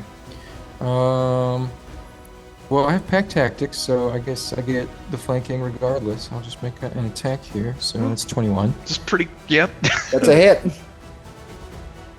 14 points of piercing. All right, and you will drop him. Bam. Feels like Grab his head with my mouth and shake him. Right. You see him, he's just- that seems about right for a snake. Yeah. All right. Shake the snake. As we fall out of combat, you can see that Garrick and the militia come riding in. I'll pull my helmet back off. All right, Garrick dismounts, running up. He kind of at first he looks up at Lear like, what the? Just kind of shocked. You see the militia with their spears, they have little swords, and they're running up and they're looking like, what is going on? You can see around you as you look up from combat. You're all focused for so long on what's going on. You can see a crowd has gathered in the shadows. Everybody kind of gasping and watching. But as soon as the Garrick and the militia show up, you see people in the distance starting to yell out, "They're here! They're trying to kill us!" As soon as we get a chance, like the next thing Theo's doing is continuing to walk over to check if Fohammer's breathing. Go for it. You run over to Fohammer. You can see that he is breathing. He is stable. I will cast a healing spell on him immediately. Then is that in the form of a shocking grasp? No, but it does come out of restart his heart. It does also come out of his gauntlet. He twists a different lever that time. Yeah, just don't get him mixed up. He's like, I hit the purple one. Oh no! But he heals him for 11 hit points as he kneels down. Right, you cast healing. You cast healing on him. On Fohammer. As Fohammer, he opens his eyes. And he looks up at you, and he doesn't know for exactly what happened, of course. You'll but make he goes, "Did we win?" Yes. You'll make it. You're not dead. He kind of rolls over, and he's a Fohammer. He's a giant sort of dwarf, a big burly, wide, rolling dwarf. For weapons. He picks up. You're tough. As he grabs his spear or his cane, you see he whips out his sword from inside of it. No. We're Settle down, Fohammer. It's over. It's done. We just dropped them. They're running through the town. Who are these fools? Yes, they are dead. Fohammer, did you just throw an entanglement spell at a bunch of strangers running through the? You didn't even know these guys. Did you see the fireworks? I saw all the happenings down there. Didn't know who they were. I figured I'd tangle them up and we'd ask some questions. And then they attacked you. They nearly killed you. Hell, I've been nearly killed many times. I took a knee and an arrow into my knee. Garrick comes up and says, "Eckankar, what's going on here?"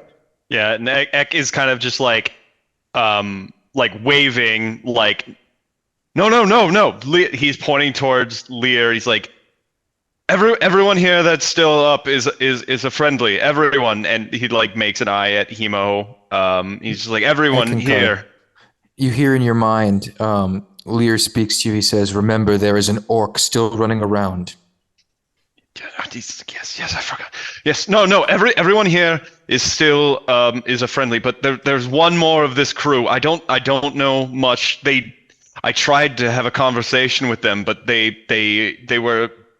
became aggressive when Hirul's gargoyle came in.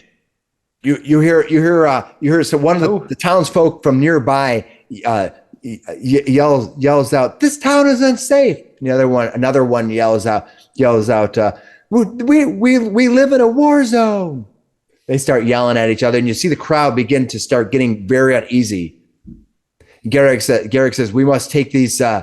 He looks over at the soldiers and he says, "Take these bodies at once. Bring them to the Lord Protectorate. We need to go there right now and get this taken care of."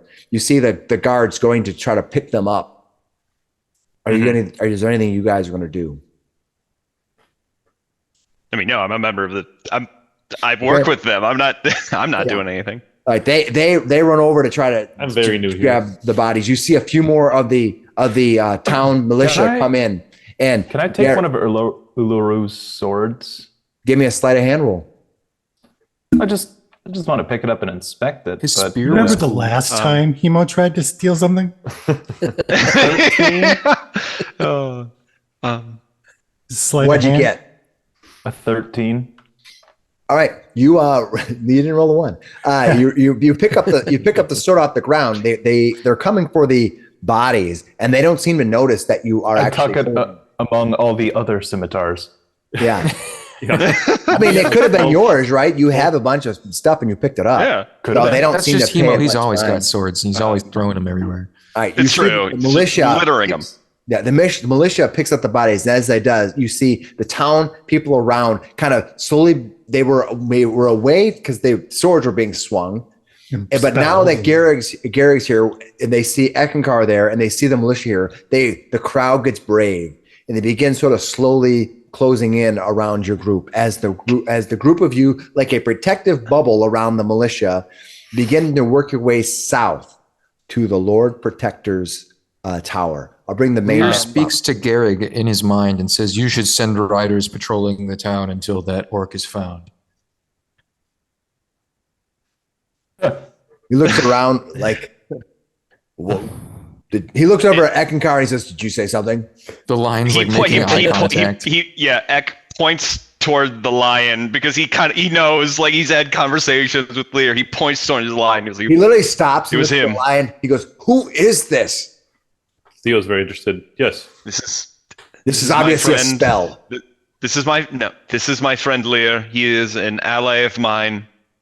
Please, I know Is he looks a druid scary. or a It doesn't big matter cat? right now. Now, Garrick has met Flander him will- before. Flander will Yeah. step up and he says, "He's my friend too." Yeah. Garrick nods and says, "Does he have to?" As we get close to the rest of the tower, as we get close there's going to be a whole bunch of civilians around that corner. We're going to walk through there with that giant lion. He does not appear to be an illusion. And yeah, Eck will turn to Lear. He's like, Lear, if you could please turn back into your normal state, that it would just help the community. Nonsense. you wish. He will clear the path quite well. Flander's thinking, I don't know if I rode in on a lion, that would look awesome. As long as It this- looked pretty cool. I think Lear's going to stay in. He's going to stay in a lion shape. He's going Okay. to be. He'll stand outside of the keep. He won't go all the way in. But Well, yeah, you're going up to won't the fit. Lord Protector's Hall now. I'll bring the map up now so you can kind of see. my Just students would never. he'll say, "Now is not the time to keep up appearances." Yeah, and like obviously like Theo and Hemo, I don't know if they're even being addressed, but like Eck kind of gives Hemo and I like, come follow us. Like you're involved in this now. Of course. How long has it been? It's the things just got so busy. It's fitting, I think, that we meet again at a mess like this. Yeah. Yes. No. It's seemingly how we met the first time in a big mess, and X like he's trying to laugh, but you can kind of tell he's like he's embarrassed. He's got some feelings about this, but he's just And Flander just steps up and says, "Hello, Hemo. I'm back." You're back. You Welcome to my school. I gesture up the road. You're a bard, aren't you? I think I've heard your name. I suppose it's possible. My reputation seems to be preceding me these days, and you are? You can call me Theo. Yeah. Bards. I don't trust them. Give me He'll walk off. give me a history roll. I rolled it earlier, 13, but I'll re-roll it if you want. No, that's fine. 13 works. Yep. Yeah, you actually know, you've heard the name, but nothing else. That's kind of what I assumed as Perfect. well. But he just walks away like, It's like a celebrity painting in the tavern. yeah. Flander ate here. Don't write off Flander. He's amazing. I've traveled with him for a while. It's like the old saying: you can always tell a bard, but you can never tell him much. Just you'll be fine. that's the problem. He's like, I'm talking Not about that he breath. won't That's the repeat in problem. a very embellished way. They're always Yes. amazing and embellishing something or other, and he keeps talking under his breath about it. All right, as you enter into the main square, the town square, you can see people from the entire town, and probably people who from outside of town who've heard the commotion and ran in to see what's going Seen it on. all. They sort of gather together, dozens upon dozens of citizens and people that are outside of the town as well, who come here on a daily basis to trade. They're there. You see people coming out, looking out in windows, all kinds of things as the group of you, including this giant lion, come wandering into the town square. As you do so, the front doors open up, emerging 2 guards, as well as the Lord Protector herself. She stands out, walks out and looks at the group of you. And she looks at Eckankar and she says, "Eckankar," and Garrig. She nods at each of you. What are the rest? Are you rest of you going to approach up the steps, or are you going to stand at a distance as she stands at the top of this kind of like steps? What are the rest? Are you all approaching, or is just Eckankar, or who's going up? I'll approach. I'll stay behind Eckankar and Garrig, but I think I'll I approach can- with them. They will Stay back. stride side by side with Eckankar. Yeah. Stand back. Are you a cat? 10, 15 feet. Yes. He's a big lion. He's a big lion. Yeah. Yeah. We'll All watch right. for him. You see her. You see her step forward and says she asks, "What happened here?"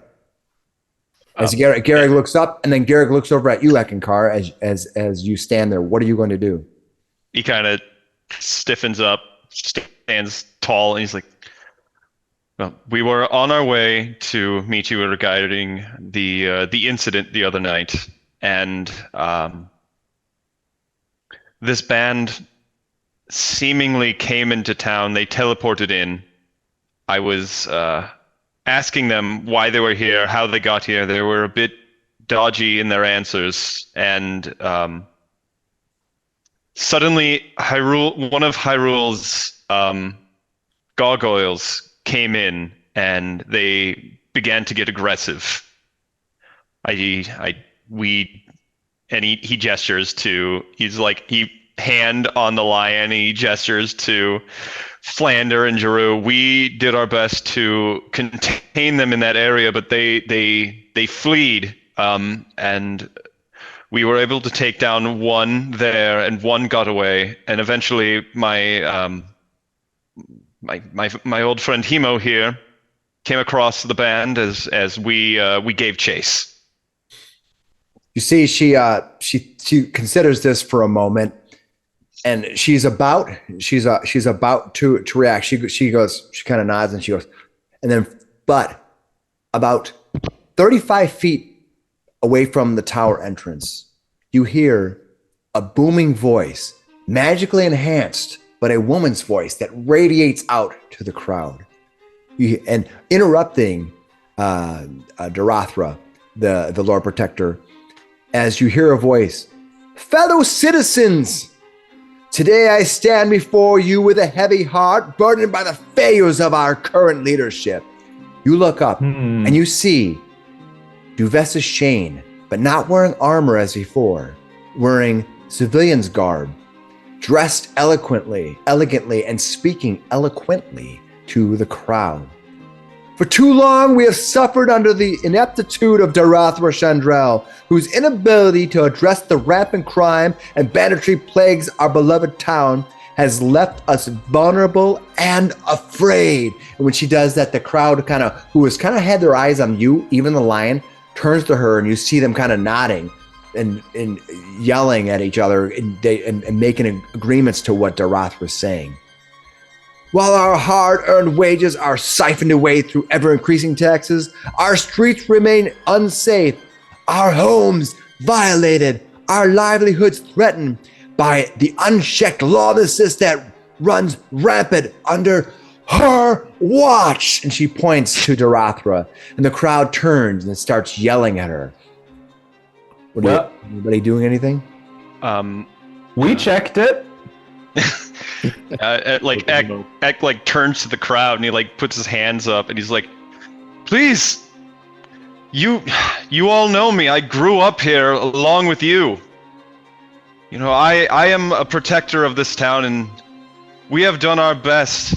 We protected this town from whatever this threat was in immediate fashion. I know there was a bit of a commotion, but this doesn't need to be this aggressive. We can have a conversation here. All right. What I want you to do is I want you to give me a persuasion roll. Okay. All right at that. 14. you have a bardic- Bad roll. All right. When you do that persuasion roll, you see you hear one person in the town that cries out like the Temple of Ilmater. Yeah, like the Temple of Ilmater. They kind of start and they kind of look at it and goes, you failed the temple. You already let people die once. You let it die again. They sort of yell, and the woman, Duvessa, holds her hands up and says, Fear not, for hope shines bright on the horizon, not from this one, not from he who failed you, not from Duvessa who failed you. But I, as your voice, your champion, I pledge to restore order and prosperity to our town. And they lose kind of a connection with you, and they look back at her and they start cheering. And how exactly would you do this? Are you going to call out? Give me an intimidation roll. Intimidation. What'd you get? A heckle That roll. one. Rolled a 1. All right. Round out. You are completely drowned out as you yell out. They seem to ignore you. Maybe it's your shadowy figure. They can't. You need to hold the light or something. You may need one of those megaphones too. Yeah. Where's your boombox? Shouldn't you have the boombox, Theo? She tells you, with a firm hand and unwavering resolve, I will root out the criminal element that has infested our streets, says Duvessa, ensure that every citizen can walk freely without fear. I lean over at Hemo. Is this normal? And mark my words, under my leadership, taxes will be lowered, not raised, empowering each and every one of you to thrive and prosper. And the crowd starts going, But the property taxes are. They could stand to be lower. How does she plan on paying for this crackdown if she does not raise taxes? You see, Good question. Chandrell stands up and calls out to the crowd, People of Triboar! I have represented you for 14 seasons, and Triboar has prospered. We will prosper again. I am using all my resources to assure your safety, including working with these fine defenders, and she points to the lion. I do not give promises. I own only my legacy as my dedication to you, this town, is what she says. And Duvessa smiles and says, See, she cannot promise to save you, but I can promise. No more rampant crime, no more chaos in the streets. And when she says that, a halfling sitting next to her on a box starts yelling, No more chaos, no more chaos. The crowd begins chanting, No more chaos, no more chaos. Hey, Flander, did that look like a plant to you? Just a bit. Little bit of showcraft here, isn't there? There is a bit. Do you want to do anything? I had an idea, but I'm not going to do it. All right. And you from across the way with a cocked smile, Duvessa calls out to the current Lord Protector. I would pack my personals, Chandrell, as she is consumed by the masses in a chant of an embrace of camaraderie in Duvessa's favor.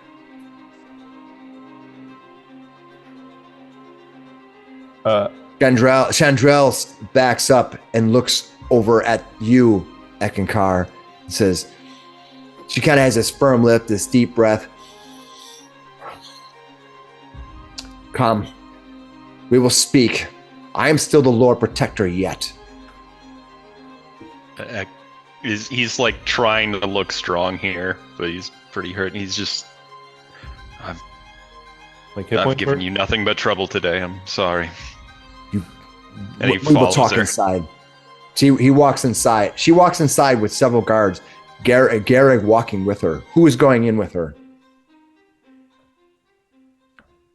I will remain at Eckankar's side. Okay. He didn't They let me in? gesture to anybody. He's just kind of like turned and walked away. So Lear will sit up the steps of the tower, up by the door, and just Sure. observe the crowd and see.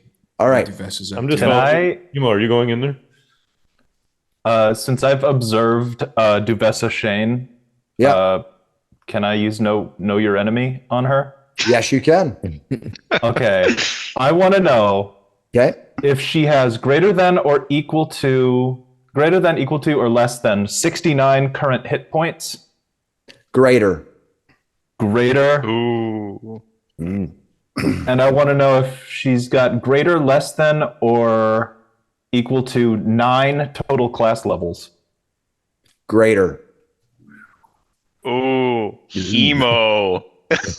Interesting. Hemo, a few beads of sweat begin to drip down Hemo's forehead as Dude. he sizes up Duvessa Shane. I'm watching you do this. I'm like, what do you see?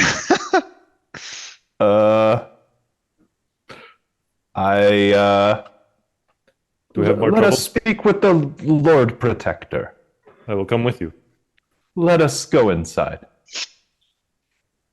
All right. So the only one I hear staying outside now is Lear. In I'll line stay of outside one. with Lear. You're going to stay outside with Lear? I want to have a talk with the sword. So All right. All right. The rest of you go inside, leaving Lear and Jaru outside. Jaru. As the group goes inside, the town outside is still chanting, and they're kind of slowly dispersing, but they're still sort of like embracing Duvessa and all of her grandeur. she's offering drinks. Come, drink. Yeah, well, she's just talking. People around him are just kind of gathering, and she has this energy about her that people are just Somebody entranced puts a by her stump words. down. And you hear from your sword, well, you sure to heck muck that up with that orc creature, didn't it? Your father would have done much better. Perhaps is it in the sheath? Well, I said you were trying to talk with it, yeah, right? So you're taking it out, I right? take it out, and that's Right. when it. Yeah. Perhaps. Lear's Oh, that eye. kind of talk. I Come think to it's a an accord. bastard sword. You say you should come to accord. Well, it's quite easy. We return back to the Shadowfell. You give me back to my rightful owner, and you face the consequences for your ineptitude. So you are a liability. If you are not, I can leave you anywhere. And I will find my way back. Trust me. Perhaps you will wind up in the lair of a dragon. I can see that happening. Oh well. Perhaps I could. Well, I mean, it's possible. Would that please you? Have a dragon fawning over you, perhaps. Let me see where you're going with this. Well, So until such time, I do have plans to return to the Shadowfell and perhaps face consequences. But that is neither here nor there. Now, well, if we were there, we wouldn't be here, and everything would be cheerful. very, very good, very correct. At But least it's dark out here. so if you wish to get back, you must aid me. Or at least not hinder me. Aren't you looking? I felt you draw on the essence of that orc. You longed for it. You enjoyed it. When was the last time Father drew you? Well, to You be were fair, sitting in a dusty study, which is why I could grab you. When was the last time you used? Well, I don't know. I don't have a calendar. I mean, it's been a small bit, but that doesn't To mean... an eternal being, that must be a very long time. Well, a very short time. Actually, eternal biddings last a long time in between. But I'll be honest with you, it's been dark for a while. I've not been around. And there's no reading light inside of my sheath. And there's also no book. That would be a problem. So what do you say? Well, You will be used quite a bit, as you can see. hmm. And it should be exciting for you to have actual purpose and worth again. Yes, well. But you don't even have a collector, is what he says. And what he means by collector is a device by which you can use to collect the sadness and memories for the queen. Well, that is a problem, yes. I mean, of all the things you could have grabbed that. I didn't have a whole lot of time. And I'm an eternal being. That's not exactly an argument you can win. I am not. Right. Well, you have no collector. You have no way of getting back to the Shadowfell. And your only sales point is that you're going to swing me about like a flailing idiot. Yet you wish me With to... the intention of getting back to the Shadowfell. Well, for now, I will let it... You see, it's kind of like like really fighting the urge to just not be upset or to not give up on you. And your sword says to you, "Fine, we'll see where this takes us. But if I fail, you will wind up somewhere you do not want to be. Yeah. Trapped in some little runt warlord's wall. Some human. No offense. Oh, you don't know. I see. You're trying to bargain with incomplete knowledge. Oh, I'm sorry, my friend. So, if I put you in the sheath... I have a question. What does Lear see with this conversation? It's literally talking out loud. You can hear them. The sword is talking out loud too? Yeah. Okay. Then I pull it back up. Oh, it's not. Oh, I always assumed it was in his I thought head. it was It's like like down literally just talking. Literally talking. Oh my So god. Lear Look it up. speaks to Jeru in your head. Hold on. Too many people are talking. Sorry. Say again. Lear will speak to Jeru in your head. Be careful what deals you make with an item such as that. Well, he says it loud. As he pulls it out, Yeah. I can always leave it somewhere. There was another scimitar. It might not be as nice as this, but it won't talk back to me. But you... Oh, dear boy. Yeah. Shoot. Okay. Another scimitar. Pull it back out. What's the old Yes. saying? Never trust anything that can think for itself if you can't see where it keeps its brain. It says, It's true. you seem to Good rule. not be well informed. I'm sorry to say. I mean, Will informing me aid our joint purpose in getting back to the Shadowfell?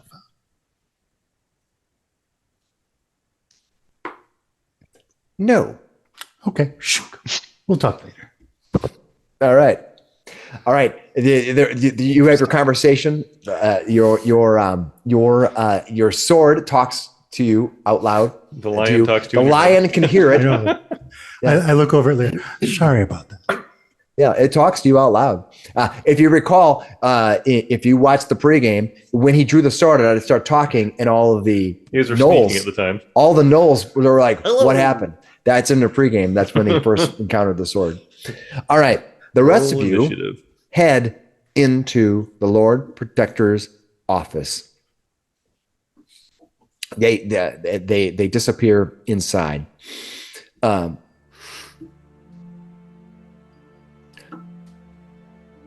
She brings you into the first floor, and you've been here many times, Eckankar, of course, as is Garrig has. The main office is sort of a big greeting hall with a couple antechambers off to the side, and she has an office down here as well. It's a small one. Her main office is upstairs, but she walks into her small office carrying with the rest of you here, Garrig and the rest of you in your group.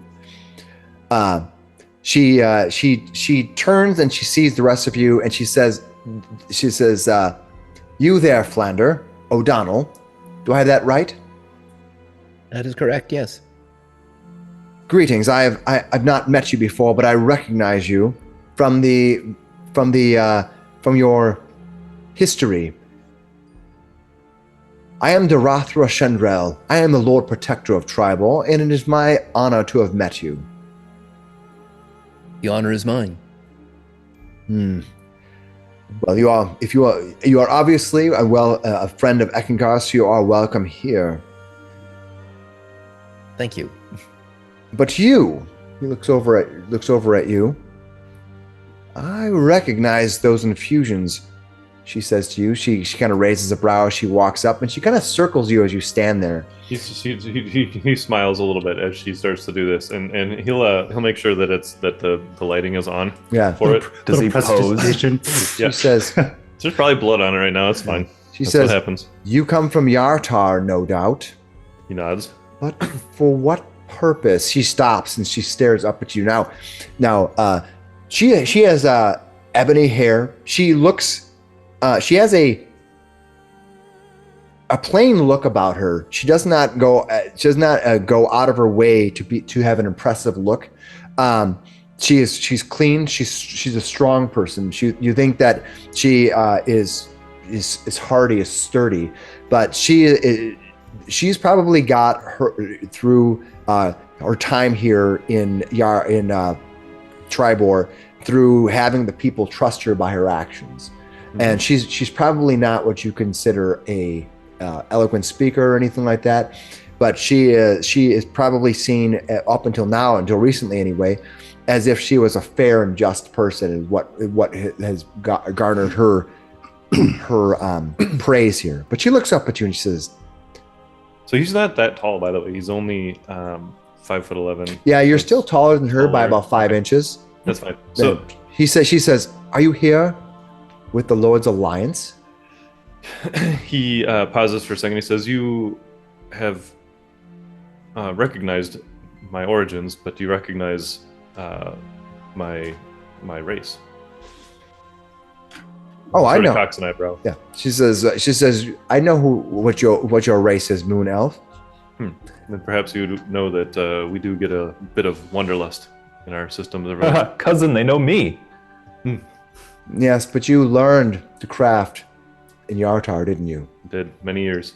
And it took you many years. So you didn't wanderlust. Well, you didn't wanderlust far, did you?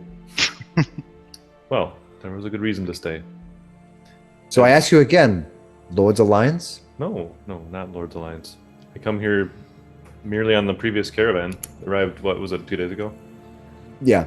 She looks She looks back over to Eckankar, raising her brow, and as she continues to talk to you, but stares at Eckankar. "The Zentarum?" she says, and she looks over her shoulder at you, raising her brow and asking you a question. No. You see, she turns around and looks over at you, and she says, "We don't need more outside interference from our main competitors in this region." And you know that Yartar is a main competitor there. You think she's not sure why you're here. He'll size her up. I want to get. I mean, that's a fair description already, but he's trying to get some insight on. What would you like to know? Basically, he's trying to figure out: is she actually got the best interest of town right now? Like, is she trying to defend the town and with her questioning me, or is she just hassling me? I'll give you an insight roll. How about that? Okay, that works. Let's see how bad I can roll. Oh, an 18. You rolled an 18. You think that she definitely has the best interest of the town, and she's just trying to intimidate you to see if she can break you a little bit. He looks at her for a second and he sighs. The truth is that I am not here on behalf of the town or anything. It was half wanderlust, but the other half is I had no reason to stay. The love of my life betrayed me. My father kept hassling me about it, distracting me from my works, and I thought it was a good opportunity to leave the town and to seek some place to get away. That is the honest truth. If I may, If I may, Lord Protector, he's staying at my school. He's a fantastic craftsman, as you can see. I will be happy to vouch for him and let him stay. Mr. Oakenheel, landowner within town, speaks highly of you. I did heal. Was it Thunder Shield? Thunder Cloak? Foehammer. Yes. Foehammer? Yes. That's the one. Old Foehammer actually tried to step in the way of the invaders we repelled, and And your fellow teacher. foolish old man. She hears you say that about Foehammer, and then she looks over at you, and she smiles. She smiles a little bit. She says, she just says, Foehammer. And Sanjit as well, I believe, after the encounter in the woods. Yes, Brought him back safely as well. Yes, that is two of our neighbors that Theo has brought back from the brink of death. So Let me he understand. has my What encounter full- in the woods? She asks. She asks, what encounter in the woods? Oh, my student Sanjit ran into some trouble at nothing terribly serious. Strange, though. These goblin-like creatures, they exploded into like molten rock. Nothing I could not handle. Don't you Interjects. He's like,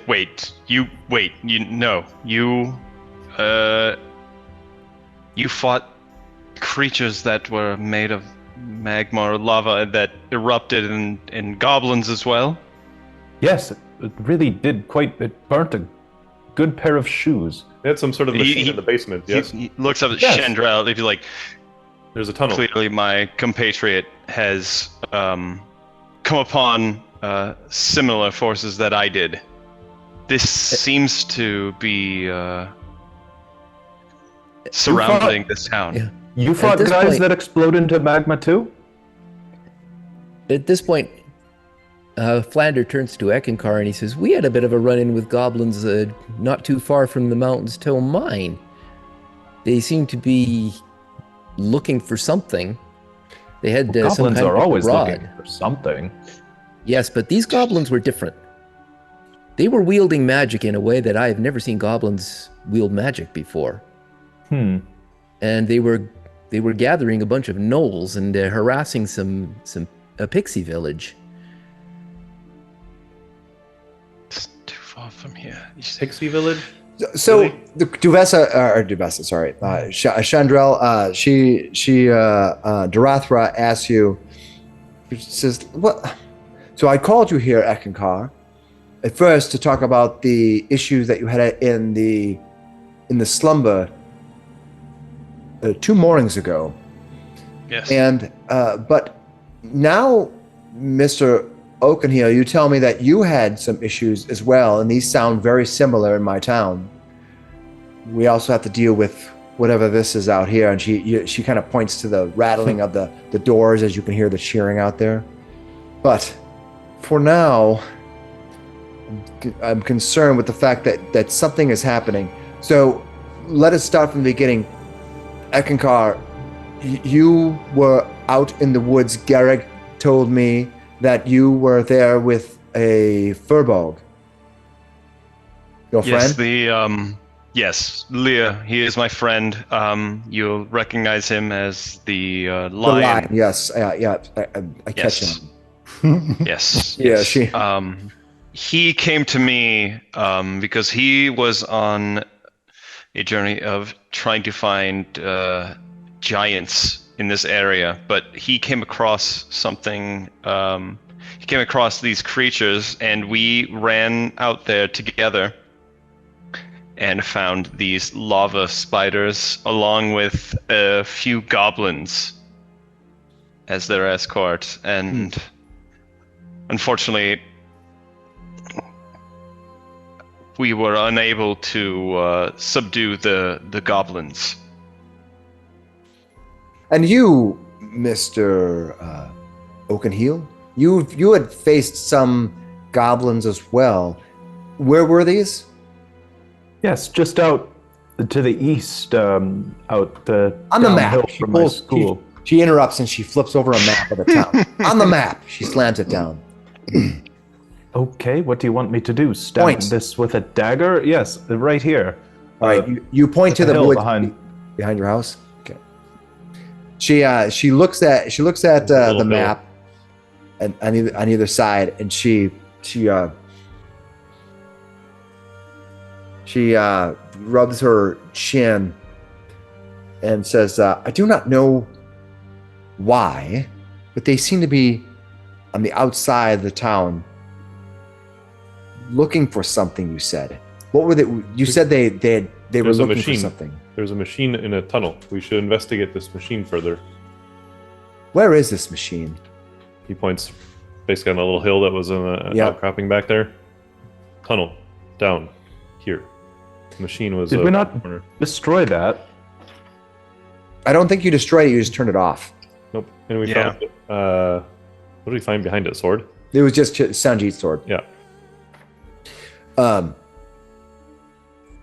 It was just yesterday, wasn't it? Yeah, she says, this may be, we have to prioritize, is what she says. She says, whatever this is happening with these events that you're having, I think that our biggest problem is dealing with Duvessa. She Your is going political to opponent? she's going to win the election if we don't do anything about it. And it's imperative that I stay in office. Not for my own hubris, for other reasons. And I don't mean to argue, but there are monsters that have almost killed a few of my students, and you're saying that your campaign takes precedent over that? In 1 week's time, Duvessa will be the one sitting in this office. And we don't know how she's going to handle dealing with these creatures. Up until this point, all I know is that. All right, let me start from the beginning. You see, What The only do you thing know I- about Duvessa? the only thing I know about Duvessa is that she's a Kalimvor priestess who came to Triboar a few years ago to do research on the Barrow Woods. Only once did I see Duvessa raise arms, and that was to defend off these three drunkards who couldn't accept the fourth no. Even then, it was no more than to frighten them off into sobriety. She purchased an old cabin from Erlam. It's south of here, somewhere near the Barrow Woods, and to be honest, I couldn't give you directions.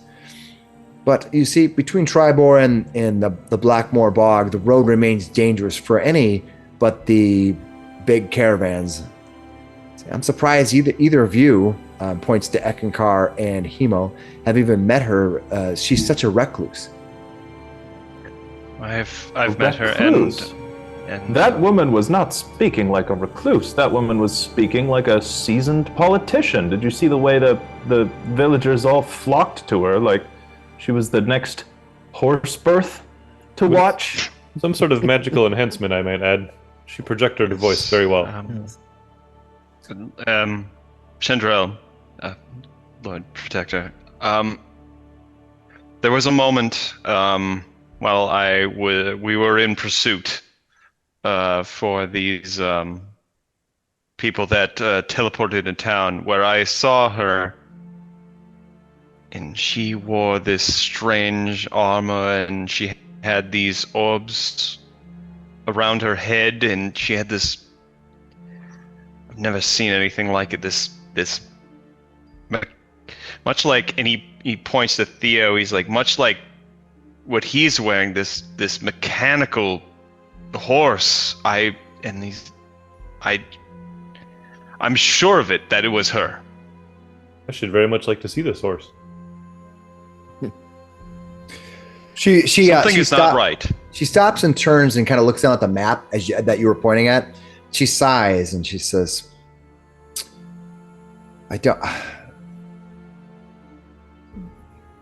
I see. You see what I see. That Duvessa was not always like this. She was calm, quiet. You see, I might be abusing my office, but she had been exchanging letters with an old friend of yours, if you remember, an old friend of yours that you had traveled with years ago, Finis. What? Triboar. What did you? No. What Priest did you of say? Kalimdor. Finis? Yes, you had traveled with him. He had been a priest of yours, a Kalimdor priest, who was part of your expedition. The whole thing with the Lost Mine, and that whole thing that happened with Fandolin. I think Egg puts a hand on like Flander's shoulder. He's like, "But what is happening? What? No. What? When were these letters sent? They've been sent back and forth for the last year at least. I know the letters haven't- were going to Silvery Moon from here, and that's all I know. I haven't heard hide nor hair of Finis since he left after. For now, he made mentions of the Silvery Moon. Well, I just know that they were exchanging letters because I saw who they were being sent to. That's it. Finis, Silvery Moon. Shock. I haven't heard. But this I is the haven't heard one a you thing saw from out him. there. But she's not the same. Something is different. Something is wrong. He's just like Similar thing happened to Finis. No, it's some. She was also riding with two other people. No, she was she seemed a completely different person when I saw her. When I was running on top of Lear. You mean the lion? she kind of had. Yeah, he has a name. It's Lear. No. She laughs and she says, "Do you see my predicament?" So she was just this woman who was doing some research out in the Barrow Woods, a Kalimdor priestess. She came into town. Was she very experienced as a priestess? Do you know if she ranked highly or had many years of experience? Was she supposed to be very strong? Well, the Barrow Woods is no place for the faint of heart. There is something there. I have posted there before to let no one enter, demanding that people don't. It's along the trail to the south. If you travel there, there's a side road that takes you deep into the woods. There you'll find the Barrowwood. It is an old place, and there's an old evil there, similar to how there is a goodness that exists within the slumber. And she references the ever autumnal woods to the west. Maybe it's a balance, maybe it's something else, but it has been that way for all I've known. See, I can just tell you that see, when the day came to announce the candidacy for the upcoming election, suddenly Duvessa appeared, and she's never been the same person since. She came with a passion for politics and a quite the eloquent speaker. Yes, those weren't the words of a reclusive priestess. But as far as what she was before, how adept she was at what she was doing, why would she be sent here? Why was she sent to the Barrow Woods, and why was she speaking to your friend Finis in Silvery Moon of all places? That's quite a ways away. Well, there's a lot of things we don't know. I turn to the party, I say, and I was watching her speech. I have a pretty good eye for other fighters. I think she may have been stronger than I am. What do you mean? Not maybe not physically, or maybe not as fast as I am, but whatever she is no mere politician, no mere priestess. She had some real power. Should we investigate her further? Frankly, I'm just glad to be on the other side of the door from her right now. Should we go investigate the machinery in the caves? I can get someone. Where this machinery is in a cave behind your home? Yes. Just a little ways out. I can point out the problem was the machine was too heavy for the two of us to remove. And there was still one creature that ran off. He might still be in the cave system. Yes, there was one that we were fighting that ran off as well. Though to be fair, if I'm being honest, I would hope to search the bodies that we've brought in. There might be notes or some bit of information showing where we might go. Come, we will. I will take it to them if you want. She walks back out of the office, and when she does so, you see that the door is partially open, and somebody is coming in and out of the door. They appear to be just workers, but you can hear that the crowd outside is somewhat dispersed by the time you've talked.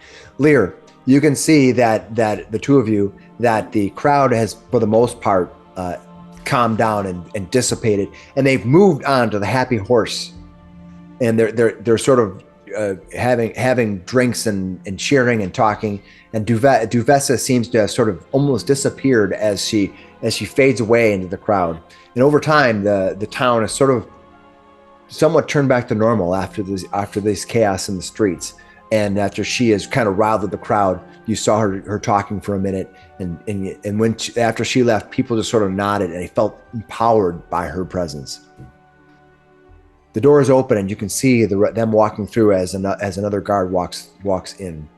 Do you guys want to do anything, or do you want to just let them be outside, or what do you guys want to do? They come out? No, the guard opened the door and walked out, and you can see them out in the entryway of the tower. The tower is solid. They're inside of the welcome foyer, right?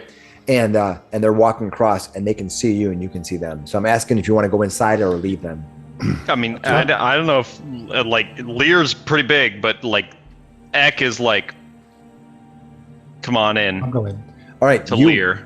You walk Lear in. will shape change back right. down into a giant and go in. Back down into a giant.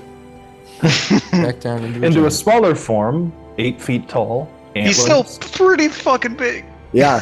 Warm up. Now you're are you 7 or 8 feet tall? I thought you had said 7. 7, yeah. Yeah. He's 7 feet tall. Still pretty big. The blue giant comes wandering in. Is that what happens when a green giant gets blue balls? Yeah. The door, the guard kind of backs up and looks back, and Chandrell allows you to come in. When she says, we brought the bodies in through the back of the tower. I can take you over to look at them if you wish. And Garrick says, that would be a smart idea, my lady. She takes the group of you, and you can come with if you want. Are we finding the bodies of the things you fought, Eckankar? We fought together. This is he's the party. Yes. Just yes. now. She takes you in. She takes you into another chamber, and there you can find the 3 dead that you have recently killed are laid here. And looks like they've been sort of, as you've been talking. Would they brought have them grabbed in. the 4th one that was in just outside of here? Actually, there was one. They don't have that yet here. Okay. They don't have that one. The one that I looted. Yeah, because he was pretty close to this part. Well, he was in the middle of the bog. Okay, so they might not come across them until the morning. that's fair. So Got gators. yeah, there's no gators in this bog. But they bring you back, and there you can see there's soldiers in here, the soldiers who had carried them in, and they've laid out these 3 fallen, and they look at you and say, Lord Protector, we found nothing more on these bodies. You're free to take a look if anybody here wants to, though. Do they have any digging implements? Digging? What do you mean? Tunneling. Shovels, drills, buckets, even. All right. As you guys are saying that, you hear a somewhat not explosion, but a muted burst of energy happen just beyond your shoulder, out in the main foyer. You hear this boom. You turn to look, you see smoke emanating,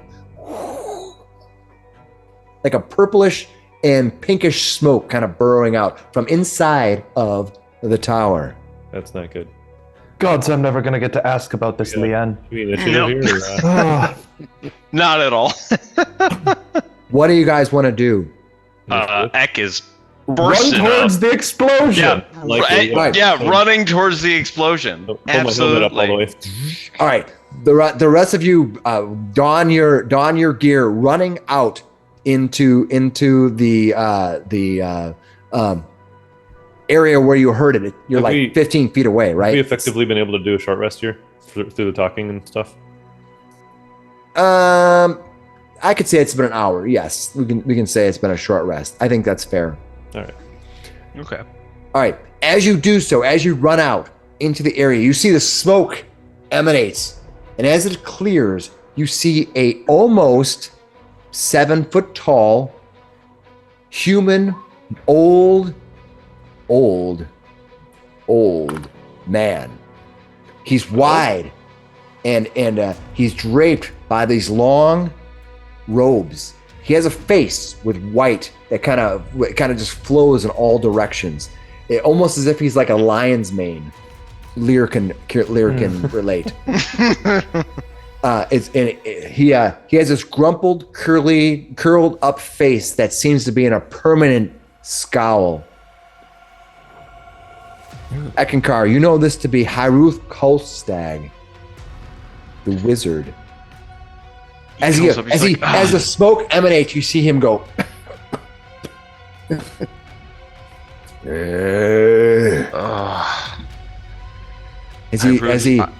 As you walk into the room, he looks over at you, and everyone's gathering around, and he sees Eckankar coming in first. Yes. Oh God, Ruth, I was at your door. Why did you not answer?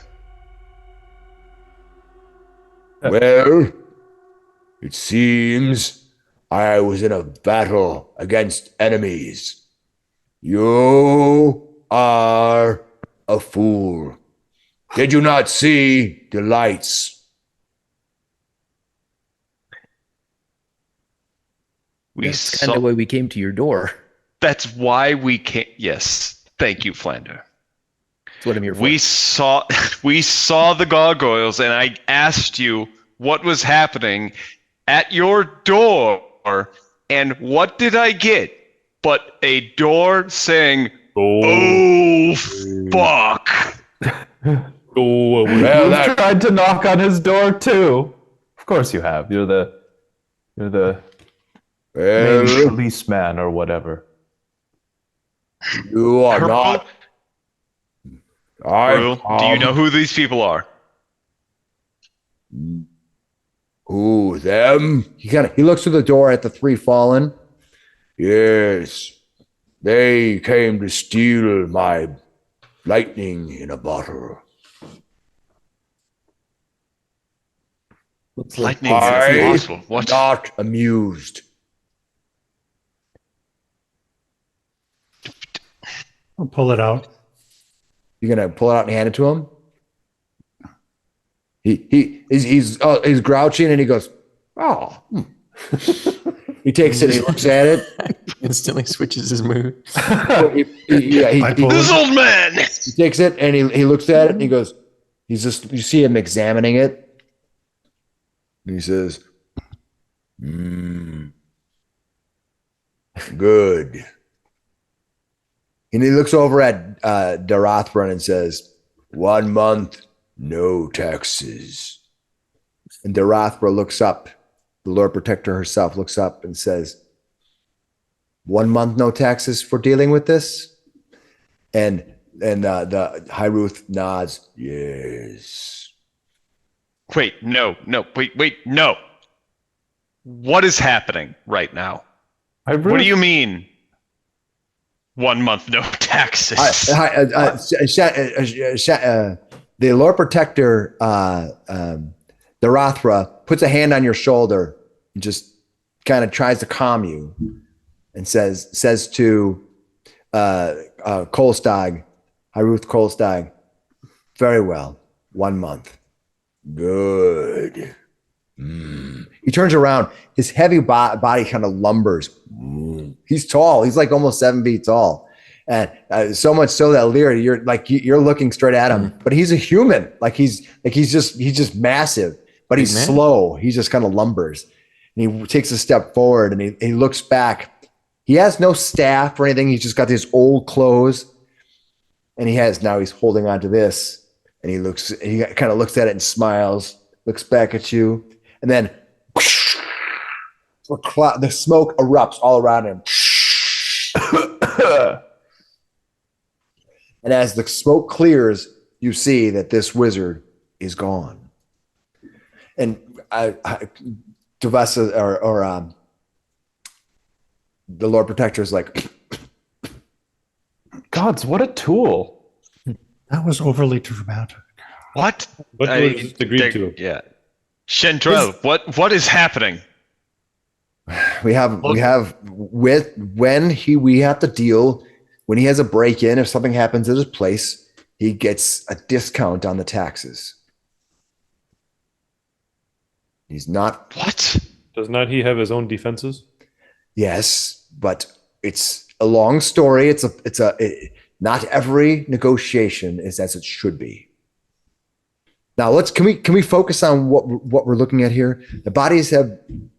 She's looking around. I hope he's gone.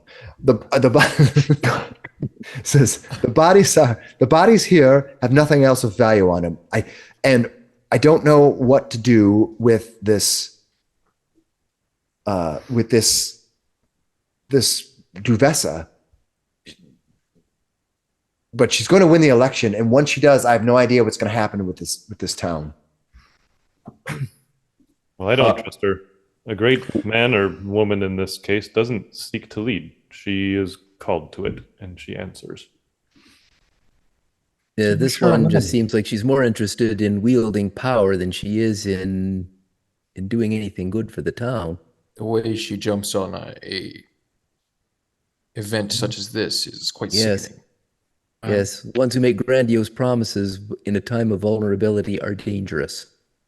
Based on what Hemo told us, she already has great power. Wonder what she wants with this town. Yes, she has at least 70 hit points. What were you asking, Mike? Did you wish her eliminated?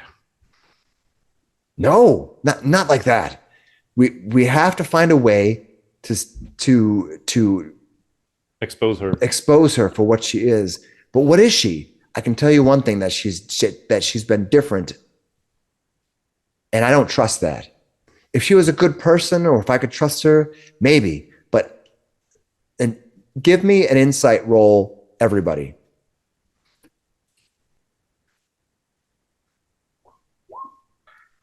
Ooh, Cameron with a 19. Bad. Very good insight on the druid.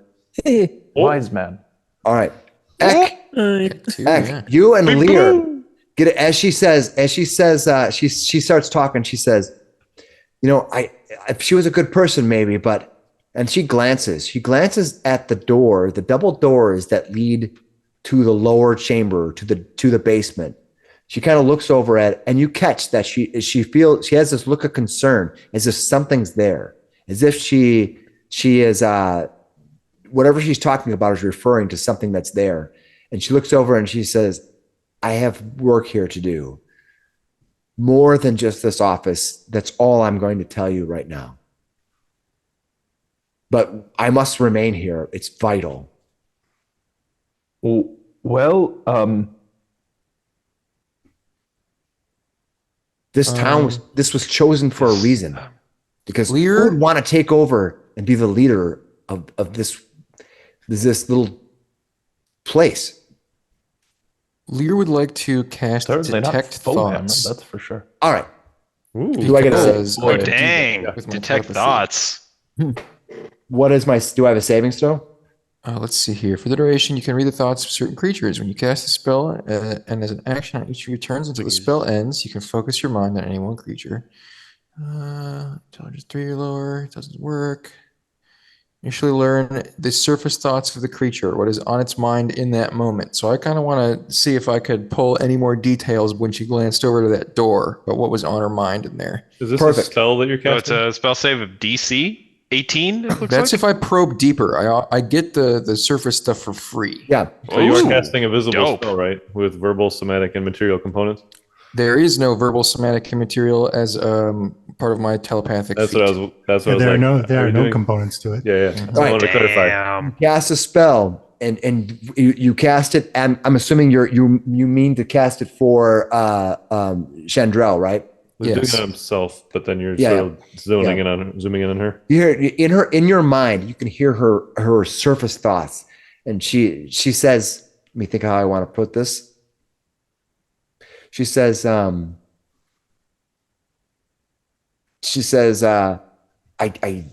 have to let the Harpers know what is going on here. This has been in our protection for too long. Interesting. Okay. This has been it. So something. That's what she says. Won't push That's- deeper that's the yet, circumstance. but I'm gonna hold my concentration for another moment. As we're sort of pausing for a second, I'm still stuck on the drilling thing, and I'm like, since they were drilling out there, Sir Eck, is that your title? Were they drilling as well? It's just Ek to you. It's just Ek. Okay. Were they drilling out when you were fighting them too? Underground. I didn't see any drilling. No. Any large equipment, maybe sort of goblin-sized controls? No, not that I remember. No. They definitely looked like they were searching for something underground. Well, we will have if that equipment is still there, she says, the Lord Protector says, if the equipment is still there, I will have it brought here and we will investigate. Is there anything under the town that they might be seeking?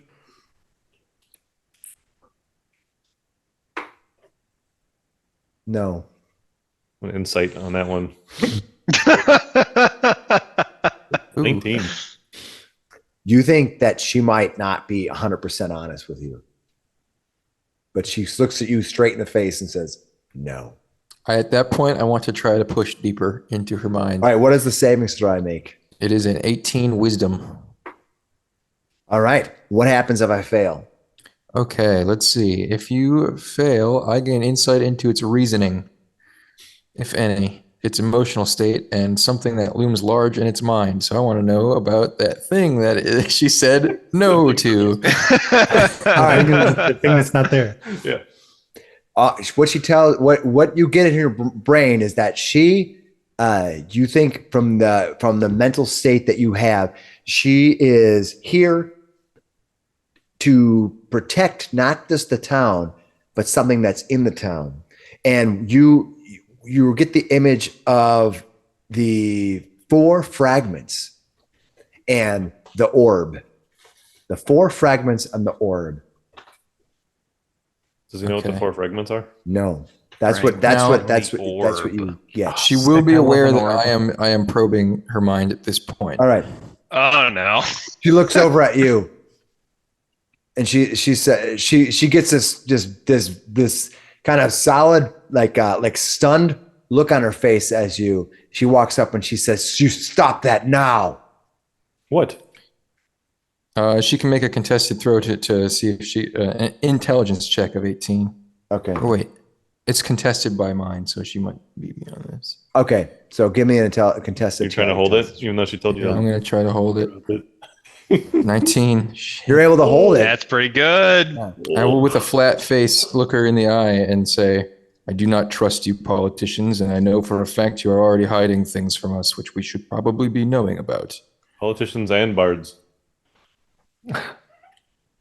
She looks at you and she says, "I'll make you a deal for a I think bog." we're past a deal time. I think you must be forthcoming now. She says, "That's not how this works. That's not how any of this works." No. Lear will immediately start walking towards those doors she glanced to. She's Is that what you're gonna do? Yeah. Oy All right. vey. All right. Garrett will step in Lear, front of you. Lear, we're just having a discussion here. Garrett will Yeah, step in front of you. I think Eck might even like move in front as well, like not like directly, but he's like starting to move there. Like he trusts Chandrel like implicitly. I'm watching for Eh. Hemo's reaction. Darathra says to you, Lear, she says, "I recognize you as a druid for sure, but I don't know which order you come from. Sentinels, aren't you?" Perhaps. "Yes. You come from the west, I can tell that much. Which Sentinel sect are you from?" I do not think I owe you any information at this point.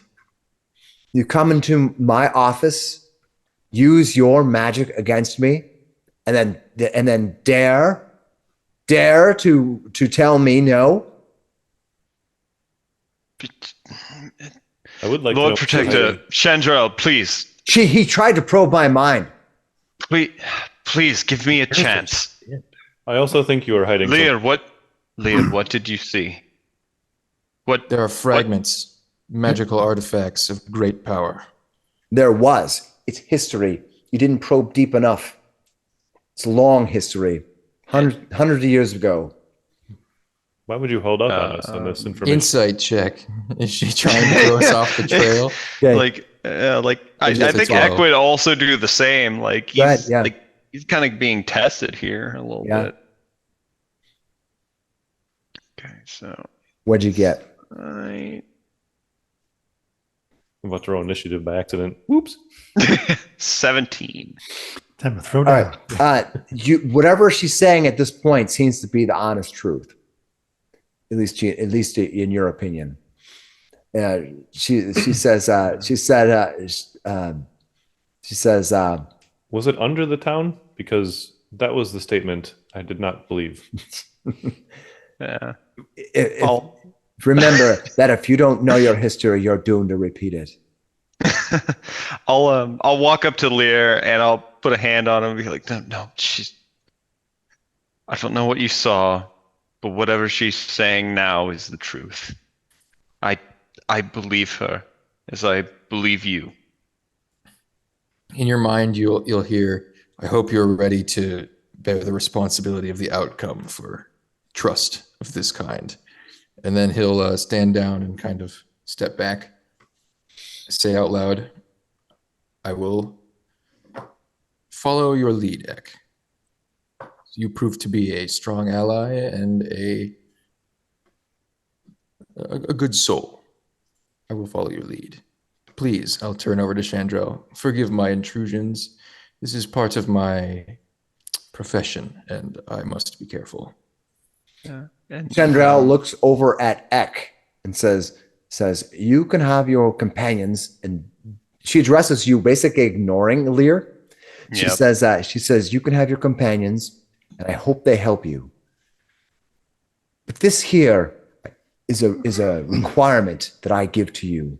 Your task is to find out what's going on with this Duvessa.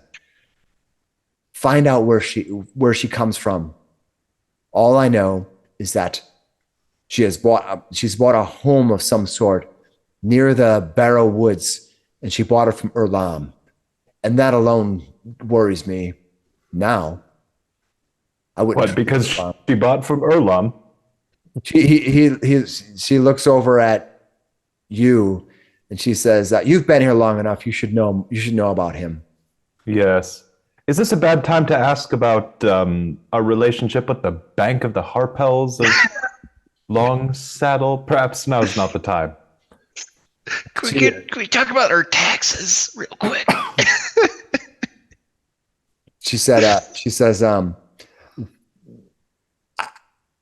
Texas?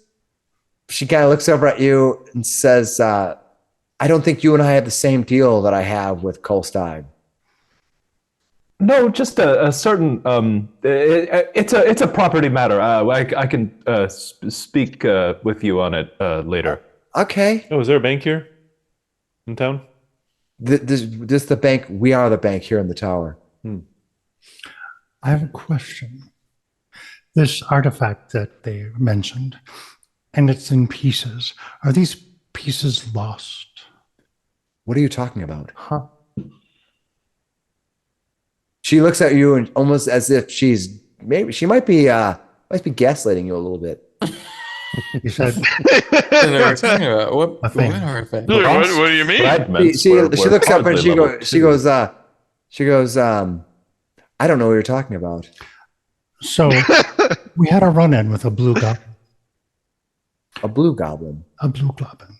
Goblin. Bloblin. Ours were red. Goblin. Yes, a blue one. Why were yours blue? You know the relevance of that, yes. It was using a divining device, searching for something when we found them. Interesting. And it sounds like others found something similar. So they are seeking parts of something. They are seeking things around. So I am thinking that your little artifact has been lost in pieces.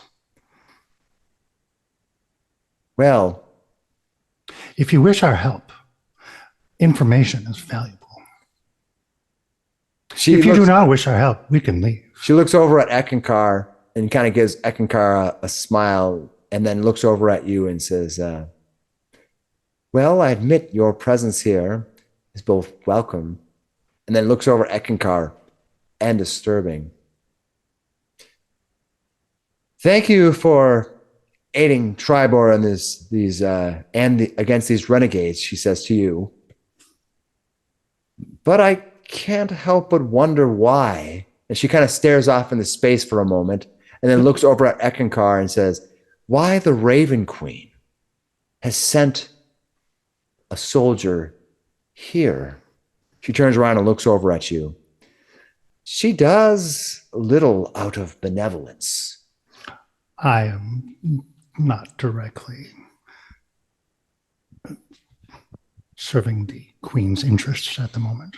Then she takes a step forward to you. As you were being sort of aggressive to her a little bit, she steps forward to you. I wasn't being aggressive. I was just being straightforward. Right. You're kind of, being like a little challenging. She takes a step forward, not in your face per se, but she says, where there are Shadowkai tragedy soon follows. That is true. She looks over at Eckankar. Eckankar, you have your orders. Find out what you can and report back to me. And as for you, again, thank you for your services up until now. She turns and walks back into our office, closing the door behind her. This election is on St. Oswald's Day celebration, yes? Yes, coming soon, yes. How many days do To a we have? theater near you. Just a few days. Just a few days. We don't have much time. What are you going to do?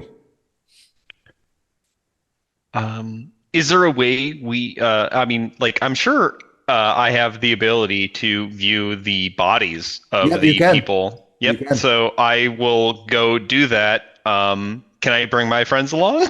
Yeah, you can. Yeah, you definitely can. Okay. You didn't get in that much trouble yet. Not yet.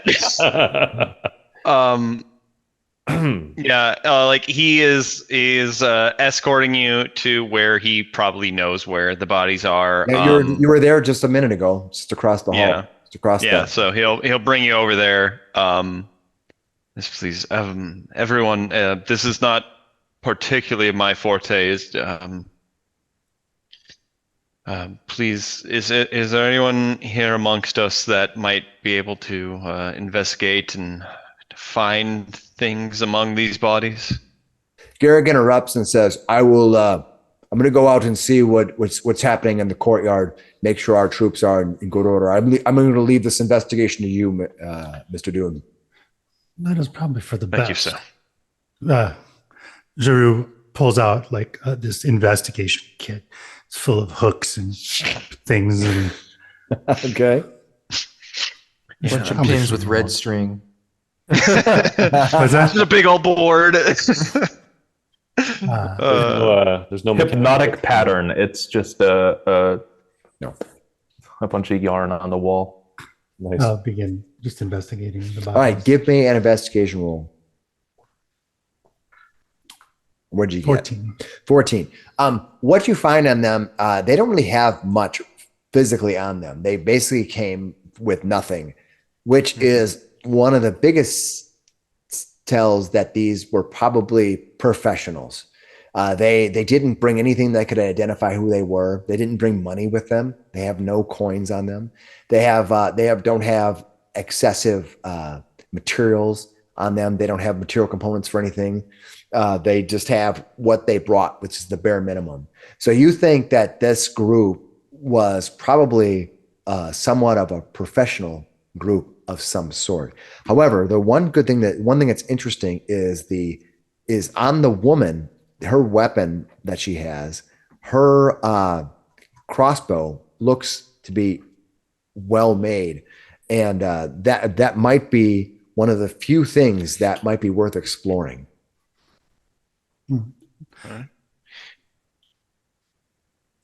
I will. So that these, in short, these four, and because you're missing the fifth one, these four that were here were most likely came together, did something together, and were working together in a group, and did not want to be discovered if they were caught. Would I know where Duvessa Shane lives in the town? It's a cabin by the creepy woods, right? The Barrow Woods, just Barrow Woods. Yeah, you know that the Barrow Woods is south of town by about a half hour, and I follow a trail. It's sort of like it's the quote unquote creepy woods that nobody goes to. Mm-hmm. They children have nursery rhymes about it. Parents tell the children not to go there. Sometimes teenagers will try to steal alcohol or whatever and try to go drink near the Barrow Woods to actually dare each other to get closer to it. But you can't stay the night. Yeah. But it's considered very dangerous, and nobody goes there. What time of day is it? It is dark. It is late. It's getting probably well into the evening right now. Okay. I would invite, Lear and Joru and Flander to stay at my place tonight so you can get a early morning. All right. He's kind of like, he's having a hard time. He's not looking at Hemo. He's like, we'll see you in the morning. I think it would be a good idea to start then. Right now might not be the right time. All right. Of course, I need to go home and make sure that nothing has ruined my school more than it already. Well, I'm going home. Theo, you're welcome to join me at the forge. He nods. Thank you. Yes. I'm going to look at that scroll for message. Yep. Was it like looking it over? Was it like pre-made out or like? No, it just looks like you could cast the message spell from it. Was it like? No, it wasn't. Yeah. There wasn't a message. Yeah. To John. Could be nice. Or notes on, around. Nothing. Like, Yeah. Tell us. Yeah, you think that they, like I said, they brought up nothing of value. You would think that someone who would have at least a few coins on them, or whatever, if they had the bare minimum. Just a nice crossbow. All right. Well, let's end with Hemo. Hemo, you and Theo return back to the school. You find Sanjeet is waiting at the top of the hill, but at the bottom of the hill, you see that Fohammer Yes, yeah, I was gonna ask if he's okay. is kind of cleaning up his forge, and he sees you wandering by, and he looks up at you and he gives you a smile, and he says, "Well, it looks like I survived another combat." You are a tough old dwarf, I will give you that. But Fohammer, come on, you are on that leg of yours. Next time, just call me for help. And me. I am here as well. Yes, Theo is perfectly capable. You don't need to do these things on your own. Well, I wasn't trying to be a hero. I just saw them running through town. I figured you'd catch up. That's why I used my trap. Do you guys think he entangles the kids that are running around town too? It was a good idea. I'll admit it. You think he probably has that entangled because people might try to steal his swords. Oh, It's a good stop them trap, you know? that's a good move. Yeah. Yeah. Didn't know much about who these folks were running through town, you know, throws the entangle down, they start to attack him and knock him unconscious. Like, that was pretty brutal. Yeah. So he laughs at you, Hemo, and he says, "Well, don't worry about me. I ain't dead yet." I don't think they were capable of it. You tough old bird. That's all right. Well, you go on back home. I'm going to nurse this injury here. It'll start feeling better in the morning, I'm sure. Here. Oh, sure, after a couple of ales. Here, let me one more here, and he'll walk up to him. I'll cast another Cure Wounds on him. He's got it for the day, and he knows he'll get him back, tomorrow. Yeah. So he does another one. It's not a ton more, but he does give him another 5 points of cure on the wound that he had. All right, you cast a spell on him, and he goes, "Thank you, my friend." Were you an adventurer in past days? Oh, I don't talk about my past anymore. I'll take that as a yes. It's been a long number of years. So I'll leave it to you young folk to do the adventuring. Do I see any more of those little bags that he had, the Tanglefoot type bag he threw out? Does he have any more? Nothing openly sitting out there. Visible? He'll say, make sure you get another one of those bags for the next time the riffraff come running through here. Yes.